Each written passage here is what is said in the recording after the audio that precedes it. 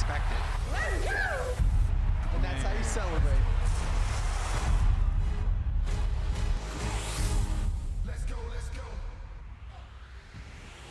A game 6 weeks in the works, but a vision years in the making. It's the first ever fan-controlled football league championship.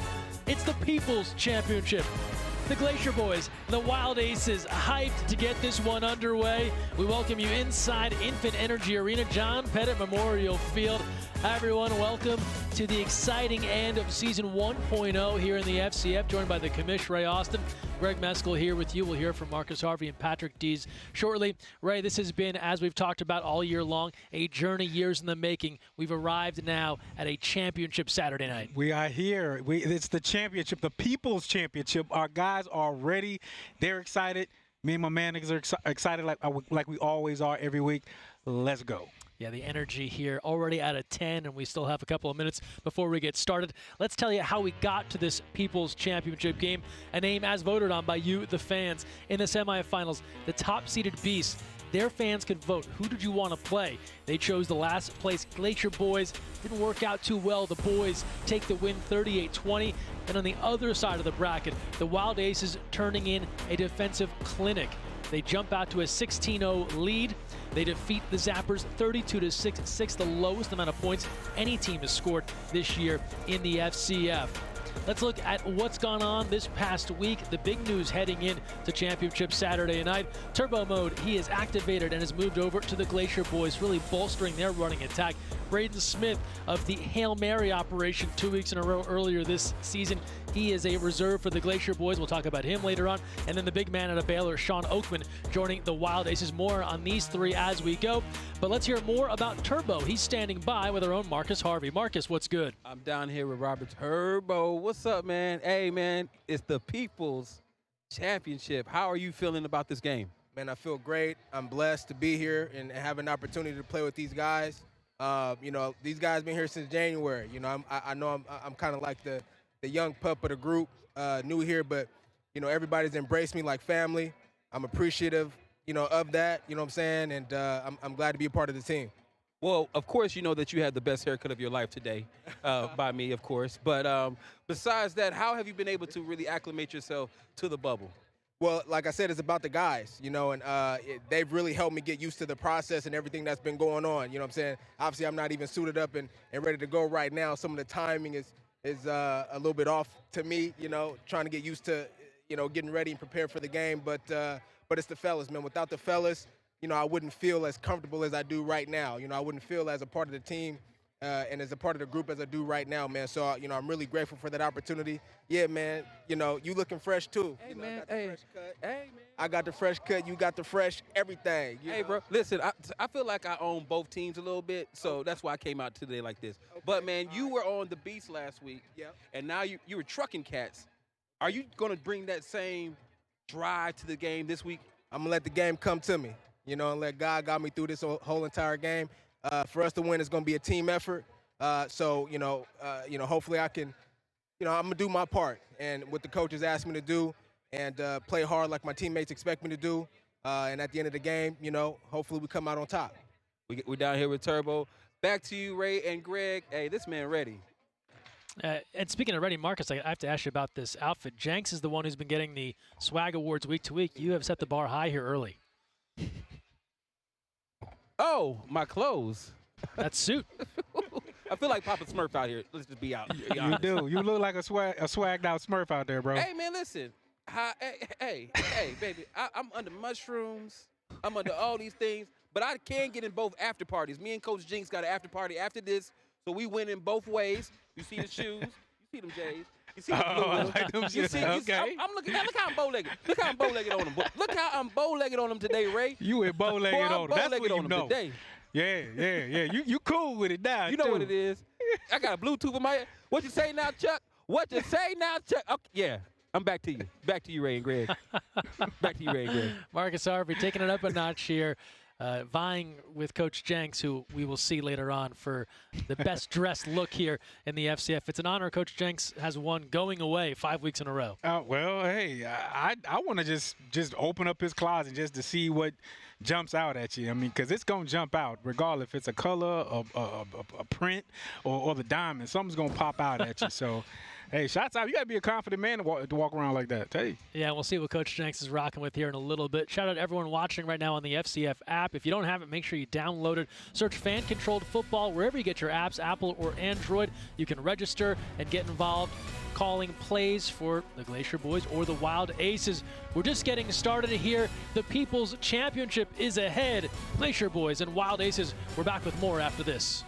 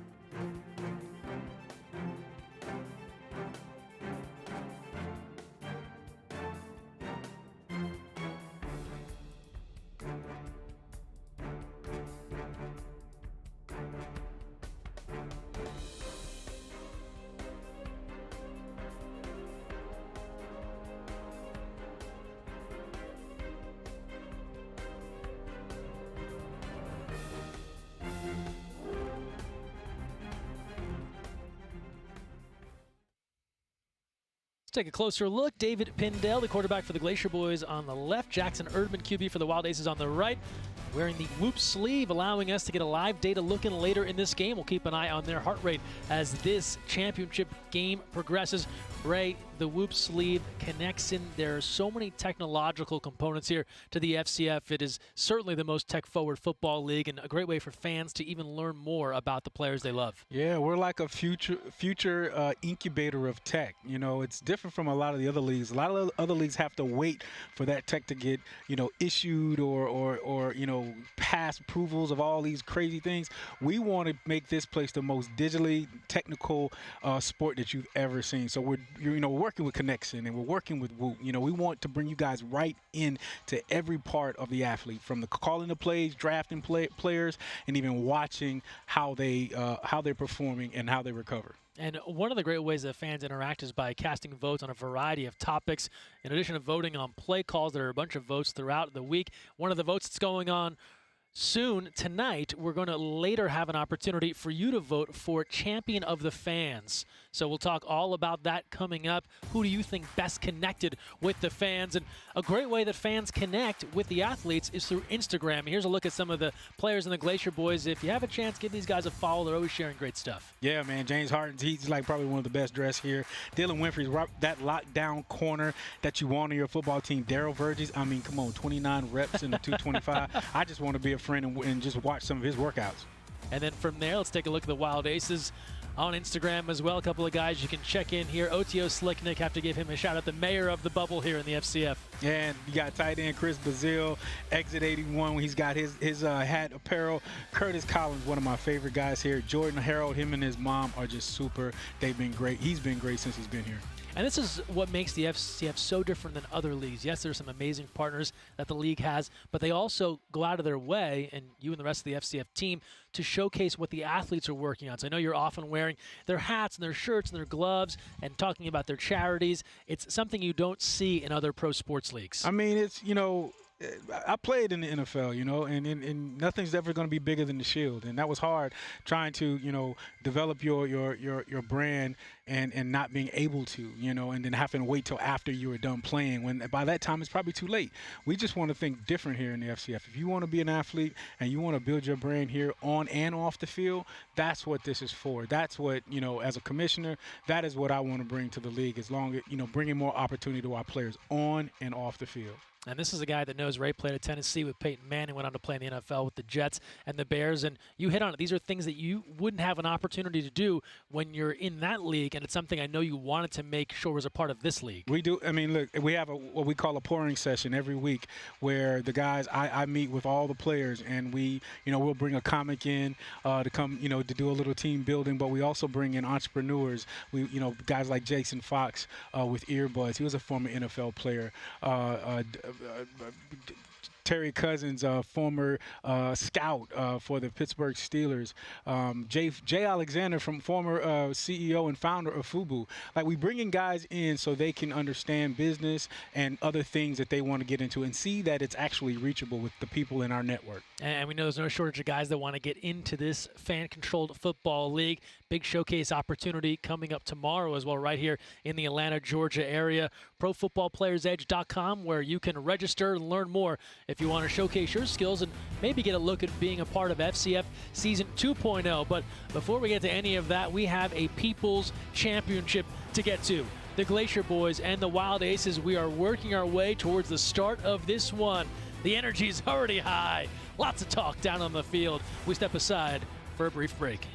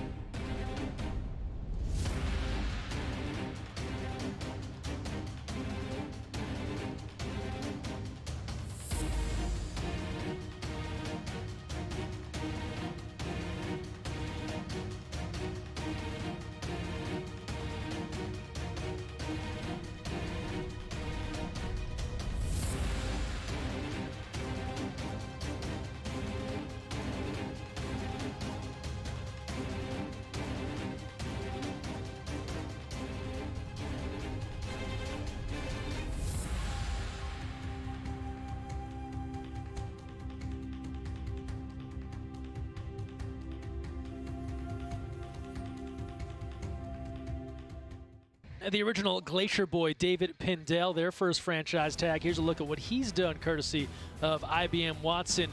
Excellent numbers so far as he leads the boys into the championship game, joined with DeAndre Francois at that QB position. And now David Pindell standing by on the field with Marcus Harvey. Marcus. I am down here with the OG of the Glacier Boyz, the first franchise, and now you at the end at the Players Championship. You also won the lead arm. How are you feeling about your season this year? Overall, for one, this might have been the best experience I had in a long time because I ain't played football in 2 years. I didn't take a live snap in 2 years. So just being able to be out here, compete, show what I got, be around a lot of good talent, it's just been a phenomenal experience. I'm looking forward to, having a good game tonight, watching everybody, make plays, have fun, and, just enjoy the opportunity. Well, you have something that you're taking home with you, the belt of the elite arm. That thing was fly. It was fly. Where you going to put it at when you get to the crib? Dude, I might have to put it in a trophy. You don't see too many, FCF championships belts getting handed out. So, might have to put it in a trophy. Bro, if I was you, I'll wear that thing everywhere. I'll be at the bank, tell it like, hey, my card number is, everything. You wouldn't do that? Dude, I might have to. I might have to flex when I go home. Show them I got a belt and it means something. The first elite arm challenge belt in the FCF. Now you're trying to get that first championship ring with the players really getting behind you all year. They've been really focusing on how you've been really leading them. You guys are trying to get this championship. Like, how are you going to keep your team together and complete this task? Biggest thing out there is just go out there and, whatever we do, just go full speed, make plays, take care of the ball. And, when there's opportunity to score, take advantage of all of them. So before we leave, though, I know it feels like a big summer camp almost. Who's going to be the person you're going to miss the most? Shoot, I miss the offense. Being around the guys, just being in the locker room, having that camaraderie, that's going to be the biggest thing, just all of them. And then, of course, Coach Jinx, with the crazy pants, the crazy, attire. So we all going to miss that for sure. Me and Coach Jinx got an after party. We going to either team, whoever win, we in there. So you can get in either way. Just make sure you win. Hey, Ray, Greg, back to you guys. We're going to get in that after party. You trying to come in? Marcus has got the after party situation already mapped out. Is he promoting or is he, working it? Or, We're 2 seconds away from him handing out postcards. You can get in after 11, that sort of thing. But we know he's excited for afterwards. But right now, David Pindell focusing on the task at hand. He is among the best here in the fan-controlled football league. When you talk about total touchdowns, his teammate DeAndre Francois, who showed out in the semifinal round in the win there. And you talk about a Glacier Boyz team that has such a threat at the quarterback position between these two guys. Quite the effort. Those two guys are the most scariest ones here. That duo is just, they're identical. They both can run. and hurt you with their arm. I mean, we saw, you've got DeAndre Francois with 13 touchdowns, but you also have, David Pendell showing his accuracy winning that challenge the other day. So, man, it's going to be fire from both of them. We talked about votes. We've got more votes that are in, and we've got our Gatorade Offensive Player of the Year. And no surprise here, fans, you've loved the offense all week long, and you take Ladarius Galloway as he edges out Quentin Flowers as the Offensive Player of the Year. And here's a guy you see it often, Ray, in postseason awards. At the end, they surge and pick up a couple of big weeks to win the award. That's what this guy did. I'm not surprised. I think this was, if you ask our core football ops, I said when I seen this guy in Atlanta, I said this man right here is going to be a superstar in our league. And for our progressive outstanding coverage of the game, to our progressive defensive player of the year, as voted on by you, the fans, Joseph Putu from the Wild Aces, 10 tackles, 2 picks. He was eventually franchise tagged by the Aces, and he takes this vote in convincing fashion here.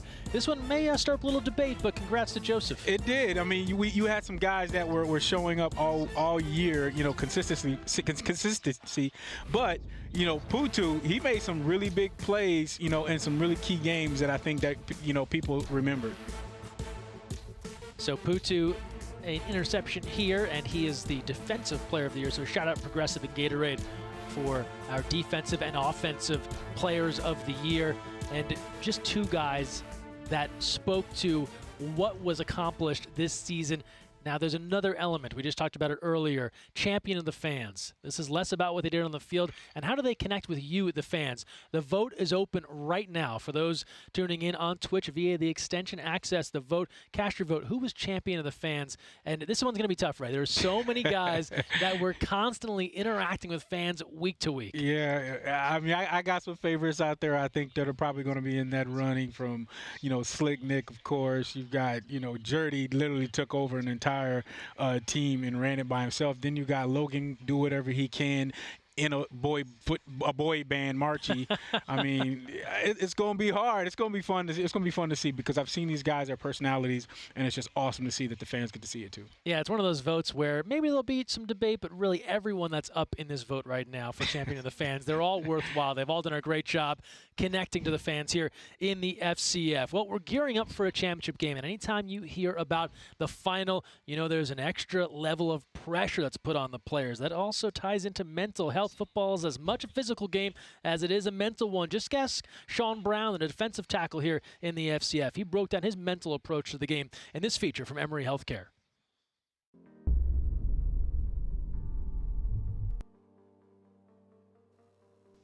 At the highest level of competition, all athletes have elite physical abilities. What sets apart the winners and the losers is the winner's desire to outwork and outthink the opponent. This requires mental preparation. You need to get in the zone. Before running out there on that field, take a second to rehearse how you want to beat your opponent today. Prepare yourself and then go make it happen. Name's Sean Brown from Birmingham, Alabama. I play defensive tackle. I used to hit a game was 80% mental, 20% physical all the time, and I never believed it till I got to college. The game evolves mentally because it's like 2-3 steps faster. So when you can think ahead, the game starts to slow down. I think visualizing the game before you actually play the game is one of the best ways to get ahead. After I started playing in my first games, I noticed the more that I prepared, it was almost like I knew what the offense would do. So it was just predictable, and they played into my hands. I love my family. They look to me for strength, and I look to them for strength. And I find that encouraging, and I don't want to let them down. Nobody wants to lose, and I don't like losing at all. But it happens. You just got to move on. It takes a lot of discipline, a lot of doing the little things right.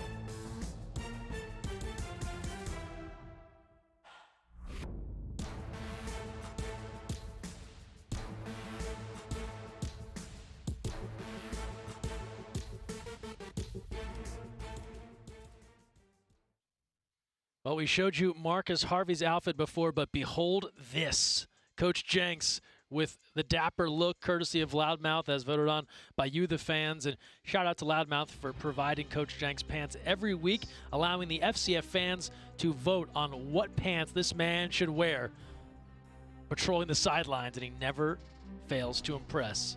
From there, let's take a look at our officials.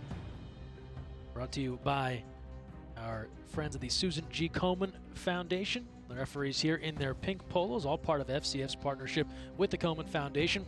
Learn more on how you can help at komen.org/FCF.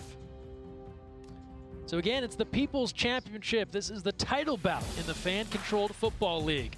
Wild Aces, Jackson Erdman taking on Andrew Jamil and the Glacier Boyz. The countdown is on. Under 10 minutes until we get this thing going.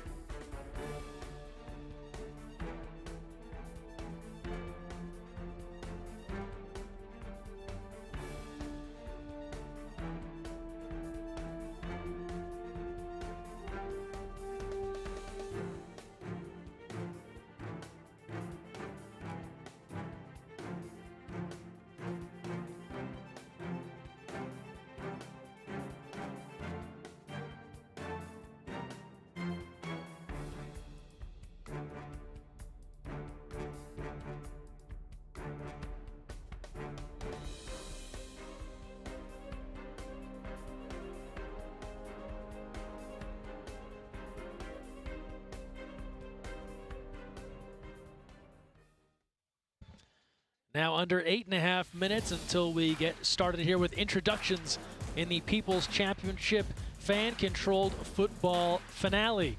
Now we welcome in one of our broadcast partners, one of the co-founders here, Patrick Dees. Patrick, I know you're coming in here at a 10, ready to get things started. Gentlemen, what is going on? Can you believe the 5 weeks that we've just had? It is unbelievable. Yeah, we are. Incredible.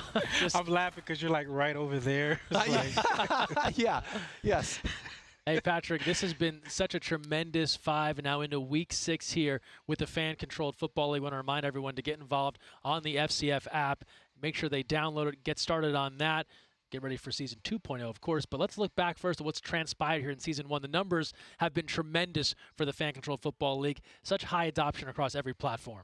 I mean, like, you know, we put that out there, and the community really responded. We're talking about millions of views on Twitch. We're talking about like the #1 top free sports app in the App Store. So an incredible 5 weeks. The community has been exactly what we anticipated, and then some.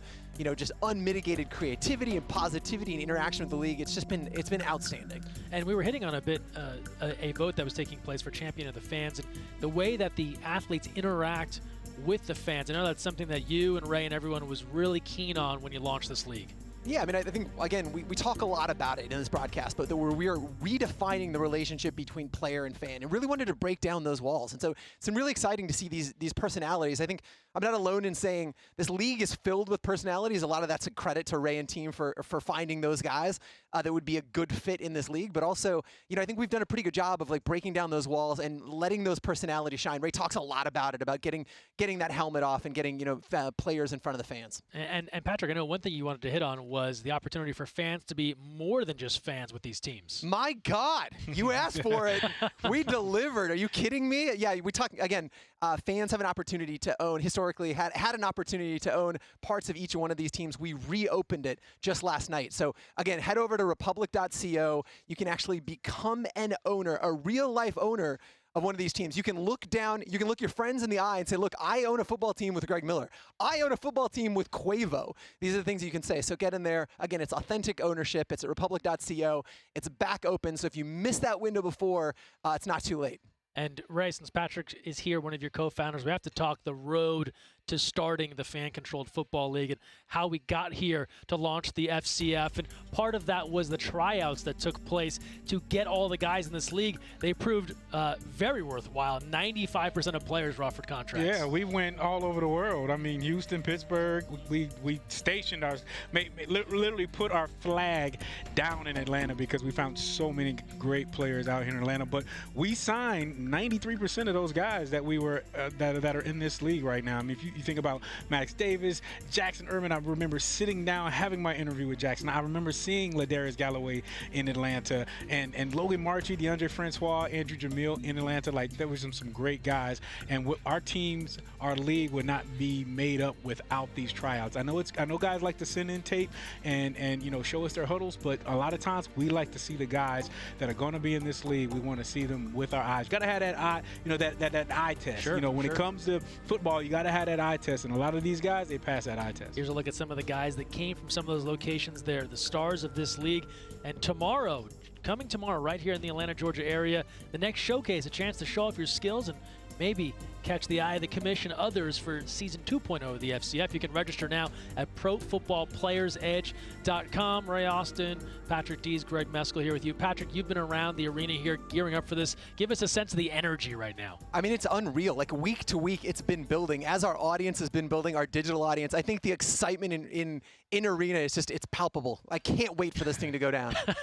Patrick was up all night waiting for this moment, could barely sleep. It has arrived. We've all been energized, waiting for the People's Championship. The countdown continues. We step aside for a brief timeout.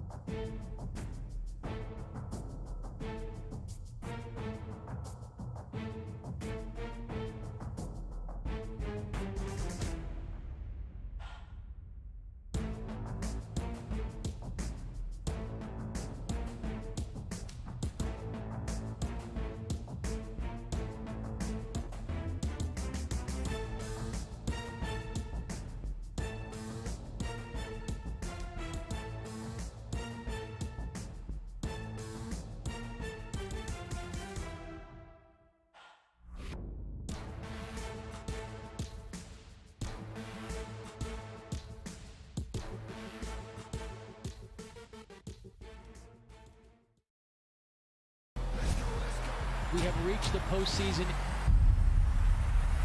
Johnny Football back in business. Dynamic duo, Josh Gordon. Rachel Lindsay joining us. Spice Adams, Trevor May, Richard Sherman, NFL legend Joe Montana. There's nothing like it. Wild Aces with a dominant effort here over the Zappers. The Glacier Boyz defeat the Beast. The Wild Aces, the Glacier Boyz, are headed to the People's Championship. Expect the unexpected. And that's how you celebrate.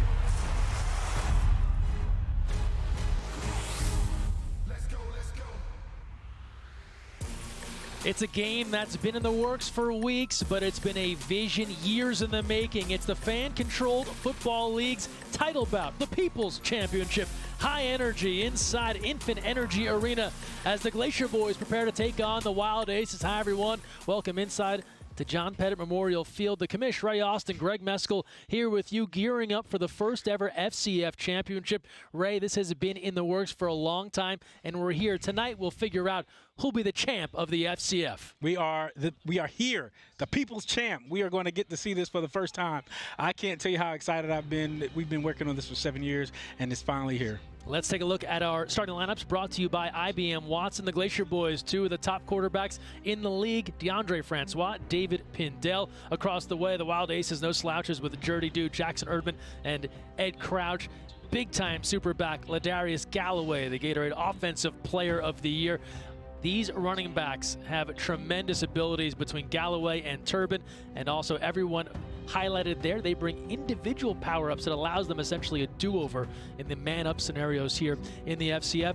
Also, both teams, they get 3 power-ups each. They can use them once per game. There's the power play. Essentially, it's a man advantage. Wendy's flip the field. It's the version of the punt here in the FCF. And the progressive 5th down. When you think your drive is over after the 4th, you get 1 more down. It's the progressive 5th down. It all leads to this. It's the 3rd meeting between these 3, Ray, and I know just from looking through the warm-ups, they're already ready to get after it. They are geeked. I mean, you had some of the Glacier Boyz, the defense, they were meeting even more by themselves with their own teammates. So these guys take this very seriously. And, hey, look, offenses win games, but defenses win championships. So we're going to see a lot of good defense this week. 60-plus days in the bubble, all living in a hotel together. Yeah. It has come down to this. It is the People's Championship.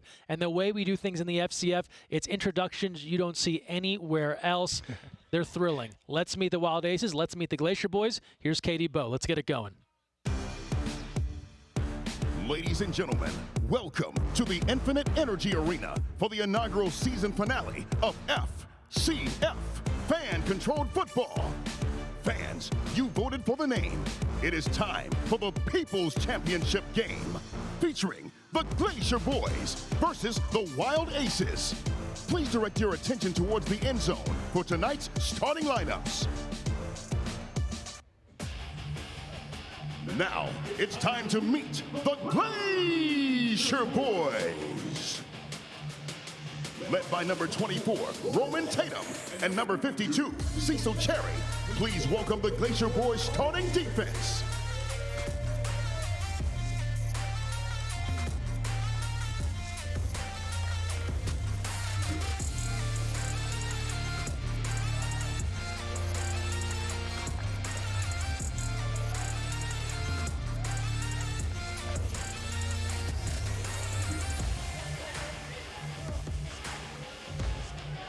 Now, for the Glacier Boyz starting offense. Led by number 45, Darren Dodell. Please welcome the offensive line and tight ends for the Glacier Boyz.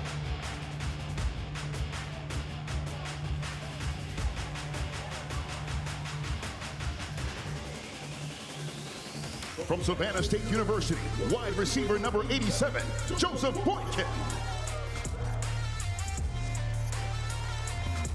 From Belhaven University, wide receiver number 84, LaMarcus Carradine.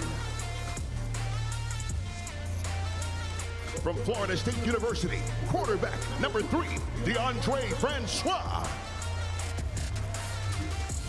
From Lindenwood University, franchise player, superback number 31, Kalen Campbell. From Texas Christian University, franchise player, wide receiver number 25, Kavontae Turpin.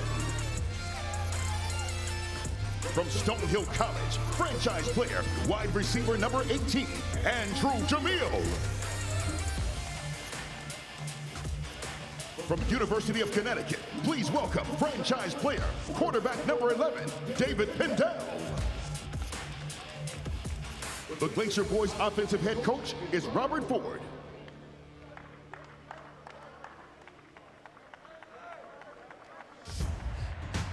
Aces are wild. Now let's welcome the Wild Aces. Starting on defense, led by number 32, Darion Jackson, and number 29, Dylan Winfrey. Please welcome the Aces starting defensive squad.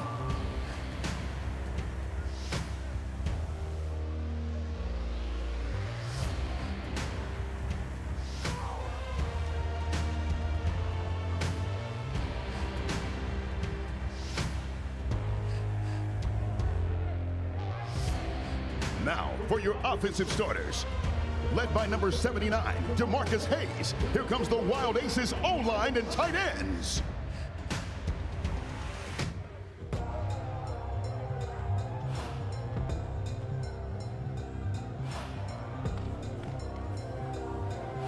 From Virginia Lynchburg University, superback number 39, Daryl Verghese. From University of Missouri, wide receiver number 16, Douglas McNeil III. From McPherson College, quarterback number 5, Ed Crouch. From University of Florida, franchise player, quarterback, number 46, Joseph Putu. From Bowie State University, franchise player, wide receiver number 27, Raphael Leonard. From University of Missouri, franchise player, wide receiver number 17, Rashad Floyd. From Tennessee, University of Tennessee Martin, franchise player, superback, number 37, Ladarius Galloway. And from St. John's University, please welcome franchise player, quarterback, number 8, Jackson Journey Dude Erdman. And the Wild Aces offensive head coach is Carl Hargrave.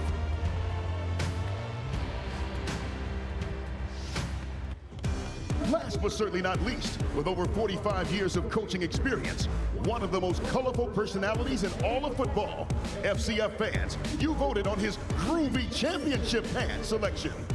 If high fashion was a crime, he would be guilty as charged. He has more bling than Lil Jon.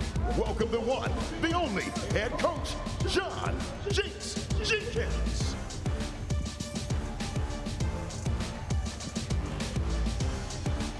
The CEO of the FCF is Sohrab Baroudi. Commissioner is Ray Austin. Chief Growth Officer is Grant Cohen. And the Chief Gaming Officer is Patrick Dees.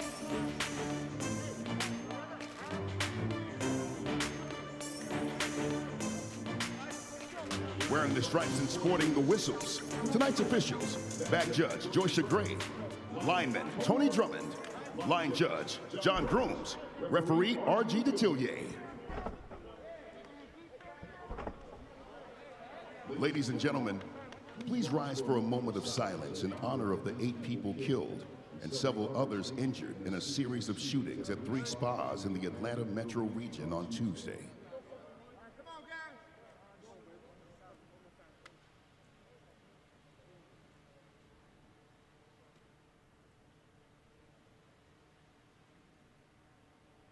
Please keep the victims and their families in your thoughts and prayers. Thank you. Now, please remain standing and remove your caps for the presentation of tonight's national anthem, performed by a very special guest. We ask you to direct your attention towards the Wendy's owner box as we welcome U.S. Army military police veteran and the wife of Glacier Boyz defensive tackle Dante Rumpf.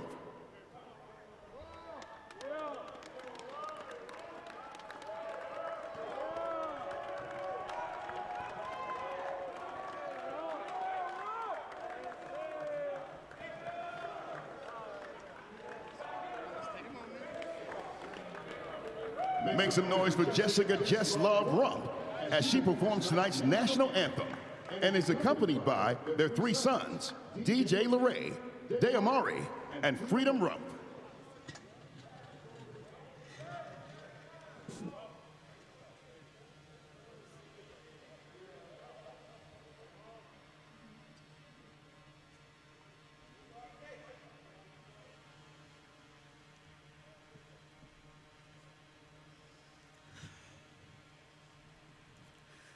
Oh, say, can you see by the dawn's early light what so proudly we hailed, yet the twilight last gleaming, whose broad stripes and bright stars through the perilous fight, o'er the ramparts we watched was so gallantly streaming, and rocky its red glare, the bombs bursting in air,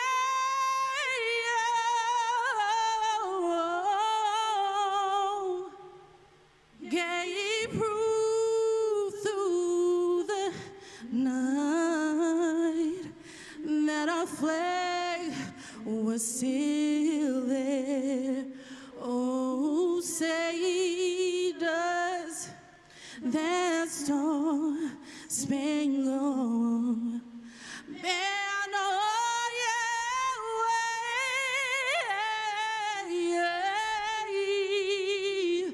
Oh, the land of the free and home of the brave.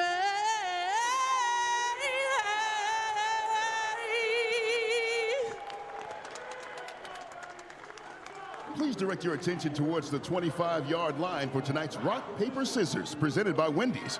To determine which team will control the ball to start the game, we now ask Ladarius Galloway of the Wild Aces and Kalen Campbell of the Glacier Boyz to join the officials at midfield.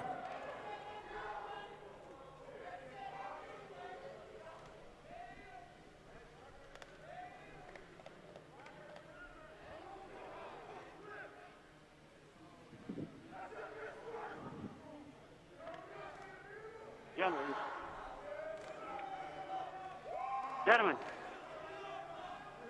captain of the Glacier Boyz, captain of the Wild Aces, welcome to tonight's fan control football first championship game. We're going to play rock, paper, scissors to see who takes the ball, either the first start of the game or the start of the second half. We'll go rock, paper, scissors, shoot. Ready to go. Here we go. Rock, paper, scissors, shoot. Rock, get it. Rock, paper, scissors, shoot. You want the ball? You want to defer to the second half. Glacier Boyz, the Wild Aces have won. 10-yard line They've chosen to defer. Good luck. Now, it's time to get your fan on. Fan control football. Power to the fans. The playoffs. The championship is here, and it starts now. Wild Aces take rock, paper, scissors, but defer. Let's get some thoughts down on the field from Marcus Harvey. We're down here with Rump. Hey, man, your wife opened it up with the national. How you feel like you're going to do tonight? Man, I got to put it on for her, man. She put on an amazing show. You know, the national anthem, man, is something special to every athlete. You know, just have my wife singing, have her pop up on me. I didn't even know her, and my kids were showing up. So, man, I got to show out today. Got to represent for her. Yo, so you're going to go ahead and pull this win out for her tonight, right? Because they came all this way out. Got to. It's going to be real special tonight. We icing them boys tonight. Let's go, baby. You about to have another kid? Huh? You about to have another kid? Hey, we'll see in 9 months. Hey, back to you, Ray and Greg, right after. He ready. What an awesome moment right there. Jessica Rump, the wife of Dante, their children, Deamari, DJ Freedom here, surprising Dante. Keep in mind, all these guys have been away from their families in this bubble for 60-plus days. And now we are underway in the People's Championship. It's the Glacier Boyz starting on offense. Francois hands off to Campbell, turns the corner, and a burst up the right sideline as we get underway with our first play here. The Glacier Boyz, they start on offense. If you're new to the Fan Controlled Football League, 50-yard field. In this championship, it is a 30-minute half. So 30 minutes in the first, 30 minutes in the second. That's up from 20 minutes per half during the regular season. Immersive sound for today's game is powered by Ambidio. And so it's the Glacier Boyz and the Wild Aces coming into this one. Wild Aces at 3-2, Glacier Boyz at 2-3. This is the third meeting of the season between these two. First two went to the Wild Aces. But both are coming off of convincing playoff victories to arrive here in the People's Championship, the first ever FCF title game. I love that the Glacier Boyz came out running the ball, too. They're showing that they're about to balance this thing up. They want to control the clock as well, put it up in the air, too. So let's see what happens next. So that Campbell run, 10 yards, good enough for a first. Now moving up to the 20, 1st and 10 again here for the Glacier Boyz. Francois goes toss. They'll run it again, this time the other direction. Campbell picks up a couple before he's taken out of play. Another runner. Ray Austin, Patrick Dees, Greg Meskel joining us here.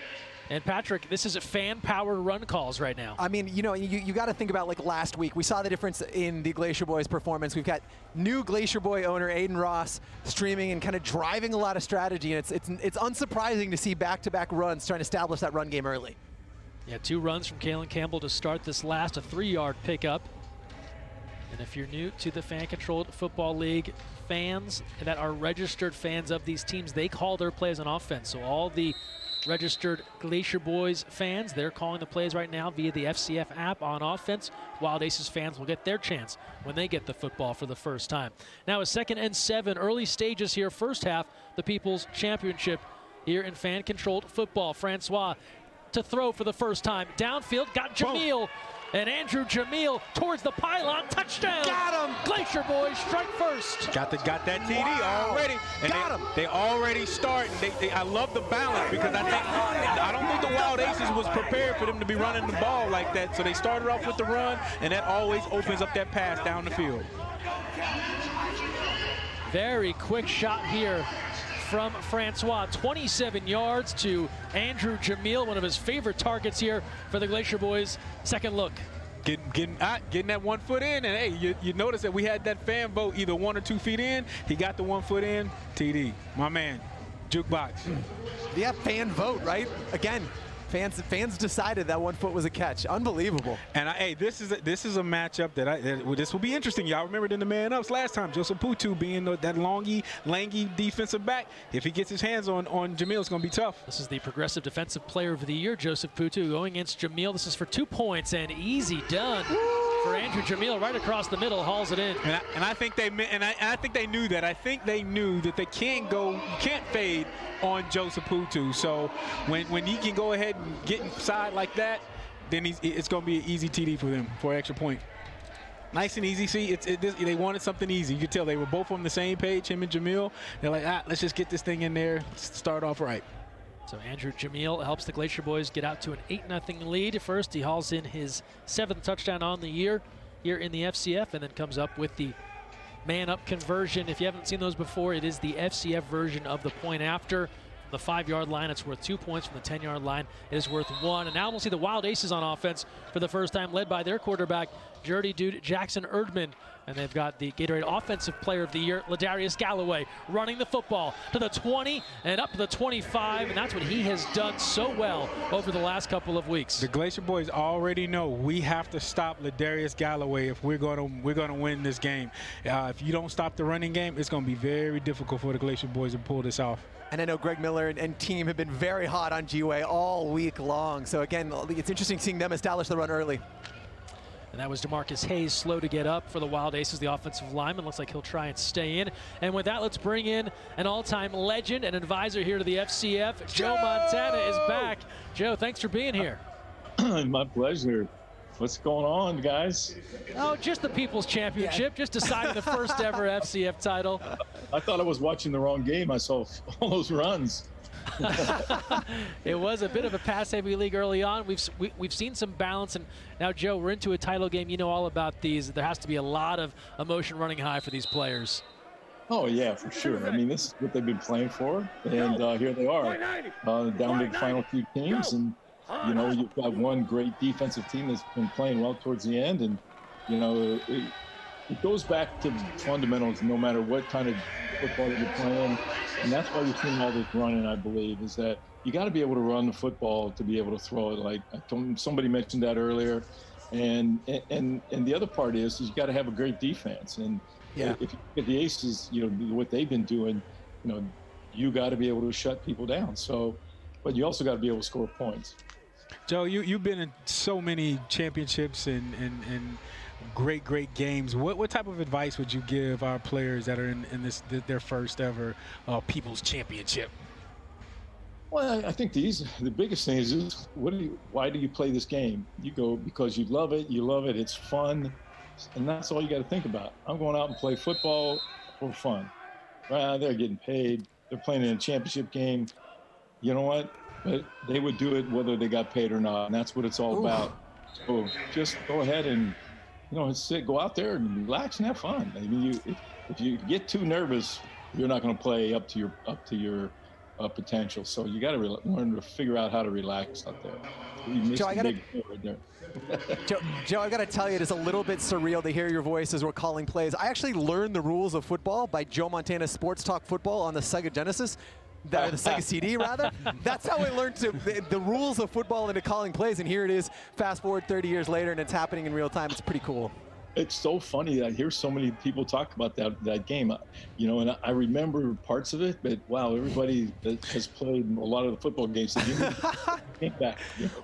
Well, what was unreal about it at the time was one of the first time there was ever like a live, like a play-by-play that was, you know, that surfaced it as you went. It was unreal. Yeah, it was. So anyway, pretty you've fun. been in my ear calling plays in real time for a very long time, Joe. Yeah, it's a lot of fun being the quarterback. You having the ball in your hand, don't lie, all the time, and it's the most fun thing I've ever done in my life. The adrenaline rush that you get, there's nothing like it.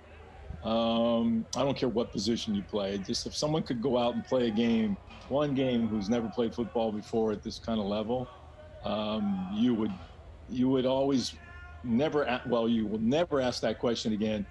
Why don't those guys retire? Once you retire, game's over. There's nothing going back to it. So it's a great game. I love being part of this, and having the fans be a part of it, I think, is even more important. You know, they get you always would hear, well, why didn't you do this? Why didn't you do that? And they're going, okay, here you go. Don't be telling me or asking me. It's up to you now. Let's see you make it happen. It's not as easy as it looks all the time. Exactly. Yeah, you're spot on. You're spot on. We're talking with Joe Montana here, an all-time legend and advisor to the Fan-Controlled Football League here in the People's Championship.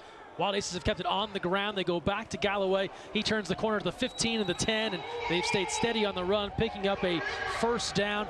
Keep in mind, usually 20-minute halves here in the FCF, now to 30-minute. Joe, you hit on a couple of these elements, but here in the FCF, there's the technology, there's the fan interaction. What have you enjoyed most about Season 1 so far? Well, I think the biggest part of it is is watching Twitter and all that, and all the things that you're hearing in all the other places. You know, it's not just Twitch, it's not just then where we're seeing this, but it's the feedback that you hear from people that you get on other networks.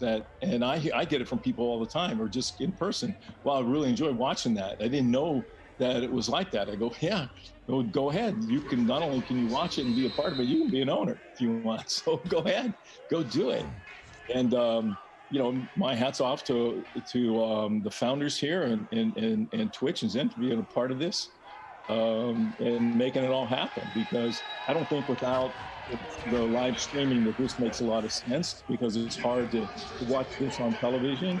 But to be able to go down there and be able to turn it on, stream it when you want, be a part of the game, and hey, go out there and brag when your team wins.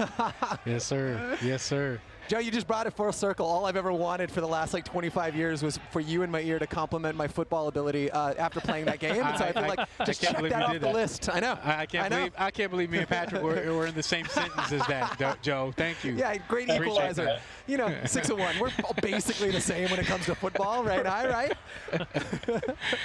Yeah. That's awesome. I mean, it's just fun to watch. It's fun to see that there's you're giving these guys other opportunities to go out and still play the game they love. And, you know, who knows? You know, some of these guys may get opportunities and get tryouts, and they're ready to you know, they still want to play in the NFL. And, you know, this is an avenue for them. And speaking of that, there is a showcase tomorrow right here in the Atlanta area. If you want to showcase your skills, maybe impress the FCF scouts, people like the commish here for season 2.0. You can register now at profootballplayersedge.com to learn more about that and see if it's something you want to take part in.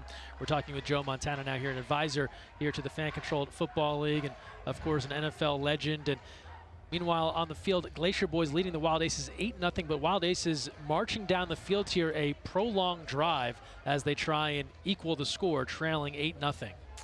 Joe, I'm being told by Andy Dolich, our Chief Operating Officer, to ask you a little bit about the John Candy Super Bowl moment. He said that's something you definitely have to talk a little bit about. Well, everybody thinks I was doing it to we're about to go on a drive to win the Super Bowl, and everyone seems to believe that I did this to calm the team down, but it was just me. Like I said earlier, you got to be yourself out there and go and have fun, and that's basically what I did. Was I was being myself. Woo! I was sitting there, we were in the huddle, we'd been out there for a long period of time, sitting there watching everything and waiting for the refs to say, okay, let's go, time, the TV's back on. And one of our teammates, Harris Barton, was a big, he was a big people person. So every night every week during the Super Bowl, he would go out to dinner, and off he would go and come back, and then like a little kid, he was at a candy store. Hey, can't believe this person I saw and this person and that person. I was just standing there. I never heard him say anything about John Candy. So I went and I went over to him while we're standing, going, "Hey, H, man, there's John Candy." He started mumbling a bunch of stuff. He looked over, looked back at me, and started mumbling things. I could hear little things like Super Bowl and what are you doing and we're going crazy. But he appreciates that I gave it to him today more than he did back then. So. I had met John Candy a number of years before that because he was trying to get me to go to Canada, of all things. So, because at that time he was part owner in the Argonauts. Oh, okay, okay. Man, that's Darius Galloway here, hauling in the point after, the man up, good for 2 after running it in on the ground. You saw the replay there. Jackson Erdman took a pretty good hit trying to serve as a lead blocker there. Joe, you get a chance to get out and be the lead blocker much on offense? If I'm leading block for you, you better be fast and be able to outrun my guy, because that wasn't my forte. Every now and then I get lucky and clip somebody's ankles, but other than that, no thank you. All even at 8 here, Glacier Boyz, Wild Aces. Glacier Boyz returning to offense and going back to the run game. It has been a run-heavy attack to start. Madre London now on the carry. In the meantime, let's take a look at our Vroom drive recap at what the Glacier Boyz did. This was their first possession on offense. Quickly making their way downfield, a couple of runs, and then through the air, it's capped Jamil from Francois, 27 yards. They wrap it up nicely in 2 minutes and 16 seconds, and that's your Vroom drive recap as the Glacier Boyz would score first, Wild Aces would add, and we're all even at 8 here in the People's Championship here in the Fan-Controlled Football League, waiting for that next play to come in. Yep, and that's kind of where I think I said earlier, the Glacier Boyz just have so many weapons, so they're gonna score really fast. The Wild Aces, however, they can run that ball, so they're gonna have that time management. And I think again, the Wild Aces and their fan groups, they all understand what they're doing, and they're really good with time management, which is that's deadly. That's a deadly a tool that a lot of people don't think about. 2nd and 8 here for the Glacier Boyz, hoping to have Richard Sherman join us shortly as well, as Francois on the move, stepping up, firing way downfield, got a guy, caught, bobbled, incomplete, all the way downfield, looking for Joseph Boykin, he couldn't hang on. Gotta have those. This is big games, you gotta have those. Mr. Joe Montana could tell you that when you in these big games like this, it hits you right in the hands, you gotta have that ball. That's gotta be yours. Wow. Yeah, we just had I just did some stuff with Jerry Rice recently, and we were talking about his first couple days there, and he had troubles catching the ball consistently. But after that, he never dropped very many passes at all. So especially in that kind of a situation, yeah, you got to bring that down. And I agree with what you said earlier. You know, you're running the ball. If you go back and look at no matter what, I don't care what league you're looking at, you got to be able to run the ball to be consistent and make plays and be a winner. If you can't run the ball in any league, I don't care. You can't make a living throwing the ball every down. You got guys like Richard Sherman coming on that make it pretty tough. You know, I'd love to see him on that one-on-one and that two. Yes.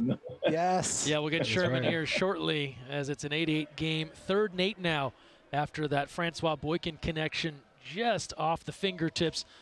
And now they go back to it again, looking through the air. Francois goes shorter this time, finds Jamil. He gets the yards for a first down, and then steps along the sideline, able to get out of play. Great job, and I'm glad DeAndre's not looking all the way down the field. He's going through his progression so he can just pick up that first down and just keep the chains moving.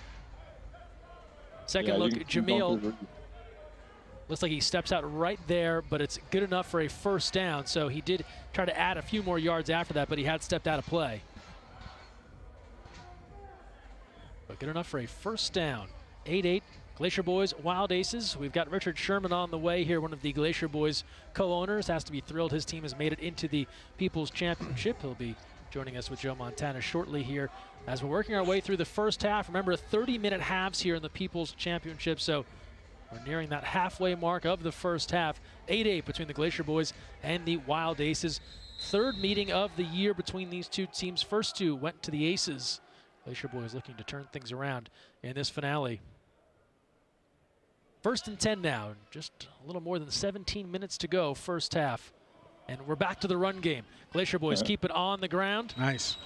And a carry there for Madre London. And with that, let's welcome in Glacier Boyz co-owner Richard Sherman. Very Bay Area centric here with the Golden Gate behind. Richard, how are you? I'm doing fantastic. How are you? Good, man. Good to have you here, and good to have you with another guy that knows how things work in the Bay Area, Joe Montana. Mr. Sherman, how are you? The legend. How you doing, man? I'm doing fantastic. How are you? Well, I just had a little knee replacement earlier in the week, so a little knee replacement. Whoa. A little knee replacement. Yeah. If my computer's moving, it's because I'm keeping my leg moving a little bit underneath here.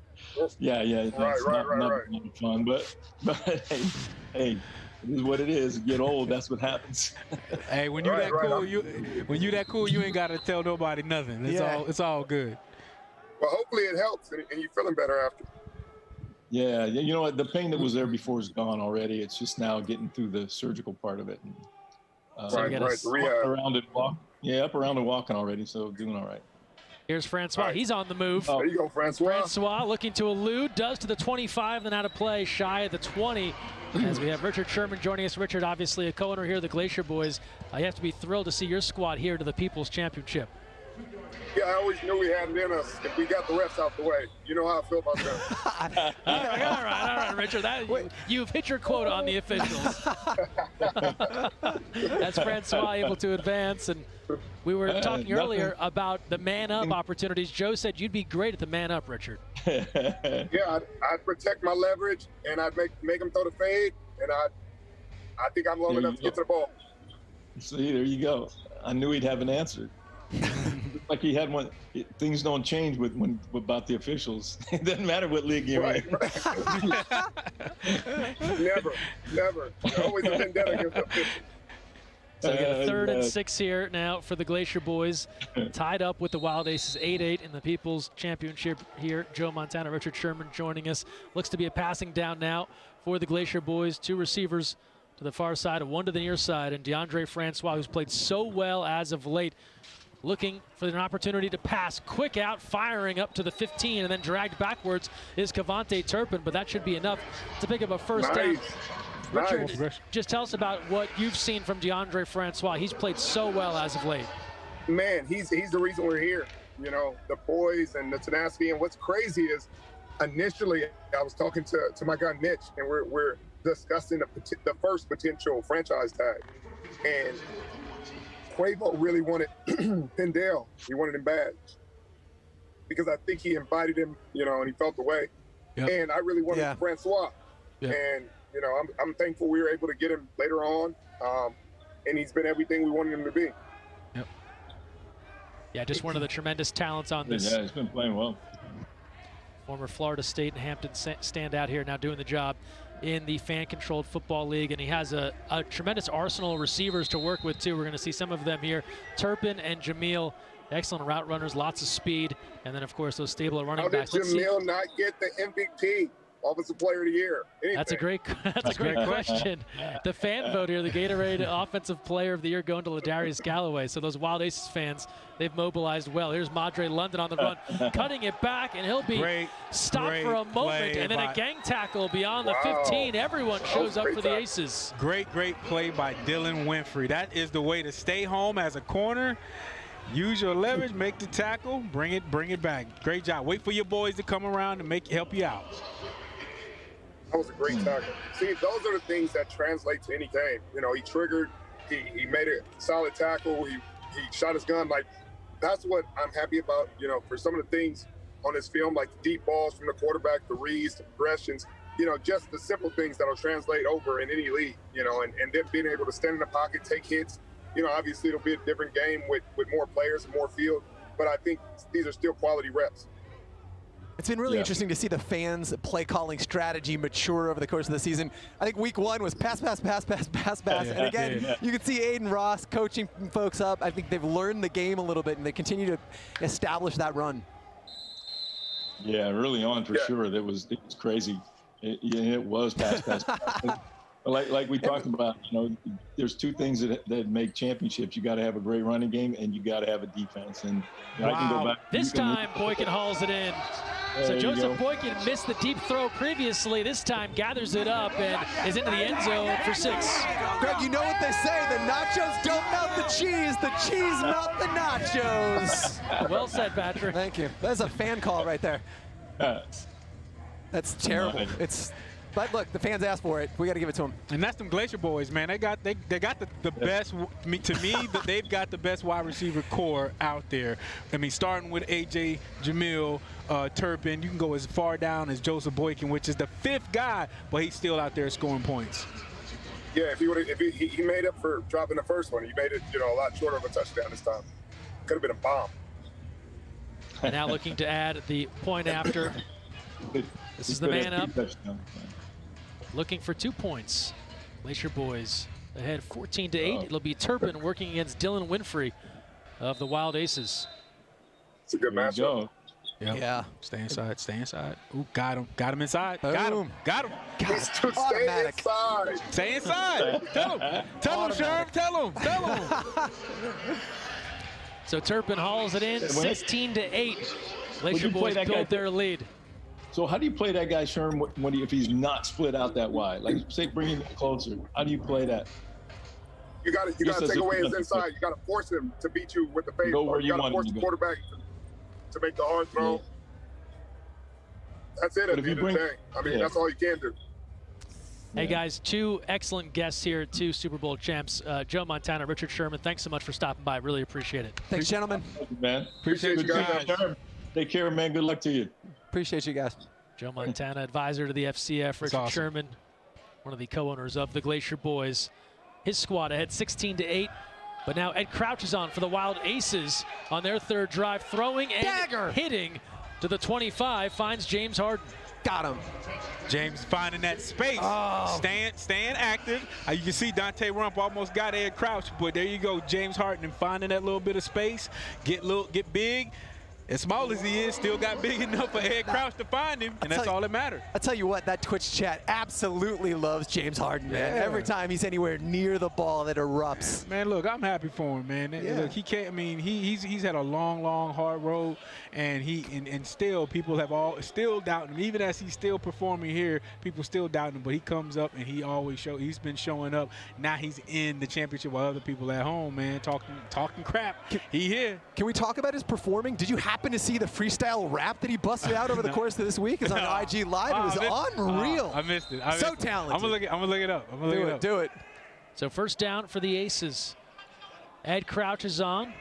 Both quarterbacks play here in the Fan Control Football League, and Crouch shows what he can do downfield to Harden again. So back-to-back receptions for James Harden, this time setting up the Wild Aces into scoring position. Tonight's FCF broadcast is brought to you by Vroom, IBM Watson,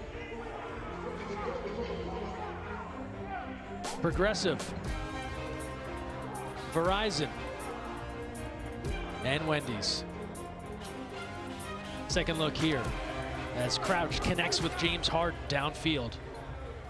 So Harden hasn't done a ton stat-wise here coming into this game. Just a couple of receptions, a touchdown, not a lot to speak of, but coming up big in the People's Championship. Hey, it don't matter. You hear only stats that matter now are the ones you put up today. Verghese is on in the backfield for the Aces. Crouch under center, 2 receivers to work with. Crouch goes toss, Verghese. And he is taken down. The big man sandwich at the 5. Big Dante Rump showing up, going side to side. And the Slick Nick going side to side. And them big boys, you got to be able to move side to side. Look at them. Get wide and go side to side. That's a wrap. Slick Nick started it, Rump finished it. Little big old Rump, man. Man, just a big old big old happy dude, man, just full of happiness. I bet you if you just hit him in the stomach, happiness just fall out. He's one of the coolest guys since he's been here. He's that if he was that organ, he'd be the heart of the locker room, man. So he's a Care Bear. You hit him in the stomach, happiness comes out. Yeah, man, just a big old, quite the reference. Good dude, man, real good dude. Wife singing the national anthem. Yeah, that was so great. Surprising Dante, his wife and his 3 kids here. So cool. Run play, G-Way knows what to do. G-Way the way for the Wild Aces. He's back in the end zone. Oh, man. Ike's got to make that play. Ike's got to make that play. That's your play. And then even Slick got there first.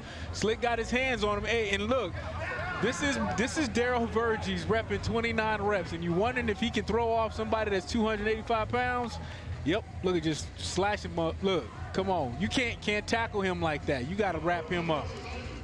That's the Gatorade Offensive Player of the Year, Ladarius Galloway, and now his 5th touchdown on the ground. So he came into just a couple weeks ago with 0 touchdowns, had that 3-touchdown game. Yep.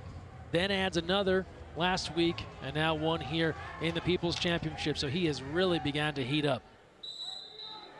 The chance to tie now for the Aces. I gotta stay inside, Get long. Oh! And incomplete. Looking for room there as they were trying to spot Rashad Floyd. And too far away. That's big, guys. Yep. Now fans, gotta think about this. This is big. Stay inside, gotta stay inside. But I did like that he got long. He got long and almost had an interception. But look at this. This is 2 points down right here, fans. That's how big these extra points are. So now they're the Glacier Boyz are still up 2 points. We can come down to this game being 2 points. That's why it makes those extra points so important. That's the coverage there from Glenn Harris out of Kansas City, Missouri. Here's a look at our Vroom Drive recap for the Wild Aces. Again, moving quick, just 4 plays and 40 yards covered, just 3 minutes and 12 seconds. Ladarius Galloway back at it, his 2nd touchdown of the night. And as we mentioned, Ladarius Galloway, now 6 TDs. They've all come in the last 3 weeks. David Pindell has come on at quarterback for the Glacier Boyz. Typically the QB here plays the 3rd series of each game, and then after that up to the coaches how the quarterbacks are used. Run attempt, and Robert Turbin has come on. Turbo mode is swallowed up at the 10. So Robert Turbin, the Super Bowl champ with the Seattle Seahawks, and his story, Ray, you talk about guys that have gone through adversity in this league. Robert Turbin still greets every day with positive energy, but he has faced such tragedy in his life. He has his foundation, Running for You, that raises awareness about cerebral palsy and multiple sclerosis. Had sisters that passed away from each of those illnesses. Had a brother that was shot and killed in 2012. Had a mother that faced drug addiction and continues to keep pushing forward. He had this quote to the Indy Star, and it sums it up. "I'm preaching to kids to dream big. You'll go through trials and tribulations, but you can overcome. If I'm not strong enough to do that, then I can't deliver that message to anybody." I tell you, man, I have sat and just not talked to Robert, just listened to him. And his story is a book of his own, man. And for him to still want to be here and be around these guys just for a couple of snaps just says so much. The connect for the Glacier Boyz, spotting LaMarcus Carradine, and Pindell to Carradine, takes the big hit, Patrick. I felt that up here. You kidding me? I like that.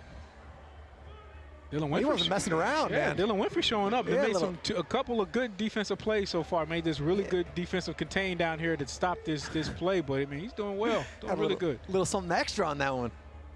This is what happens in the postseason. This is what happens in the championship game. Everyone empties the tank. Nothing left. That's right. They going home, Ray.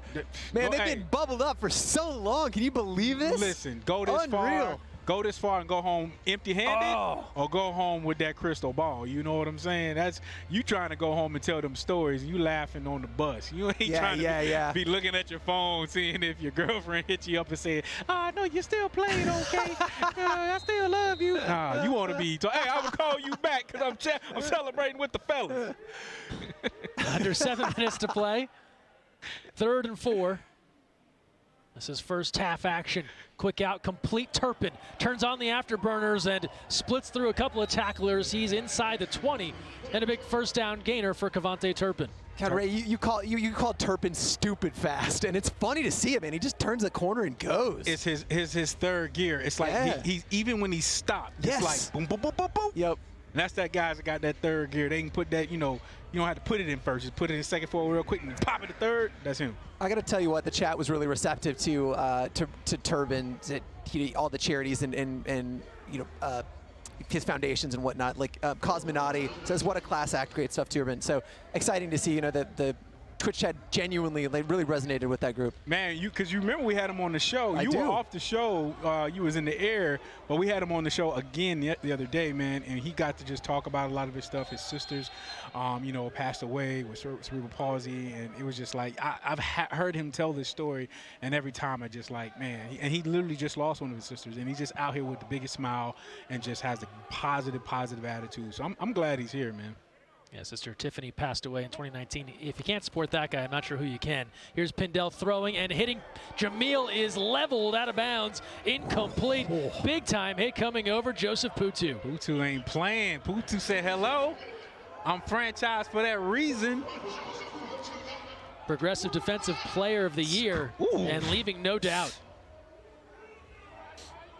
Hey, these are the plays that you got to make on both ends. We saw the pass that Boykin should have had. We saw that pass right there, and that was just a great defensive play. Like, that's the type of plays you have to do. You have to separate guys from the ball, put yourself between them and the ball, and make them feel for it. He got to put that. Right now, if I'm that defense, the Wild Aces defense, I got those Glacier Boys got to know that we going at you guys hard every play. It's never ending in this Twitch chat. Zapper Fan 1, beautiful message, an amazing person. Turpin deserves to be a champion of the Fan Control Football League. Let's listen in on David Pindell. Our quarterbacks are mic'd here in the FCF. Cornerback. Pindell to throw. Facing pressure. All kinds firing of time. Across the middle. Incomplete. Had a man in the back of the end zone, and he couldn't hang on. That was Chris Bazile. Ooh. Those are the ones you feel on that bus ride home, right, Ray? Yeah, and those always scare me. And because when a quarterback has the ball on that long, that's when things get scary. There's a lot of things that can happen right now. He should have pulled it down right there, but it would make that play all day long. But hey, he's like, yep, I should have had that one.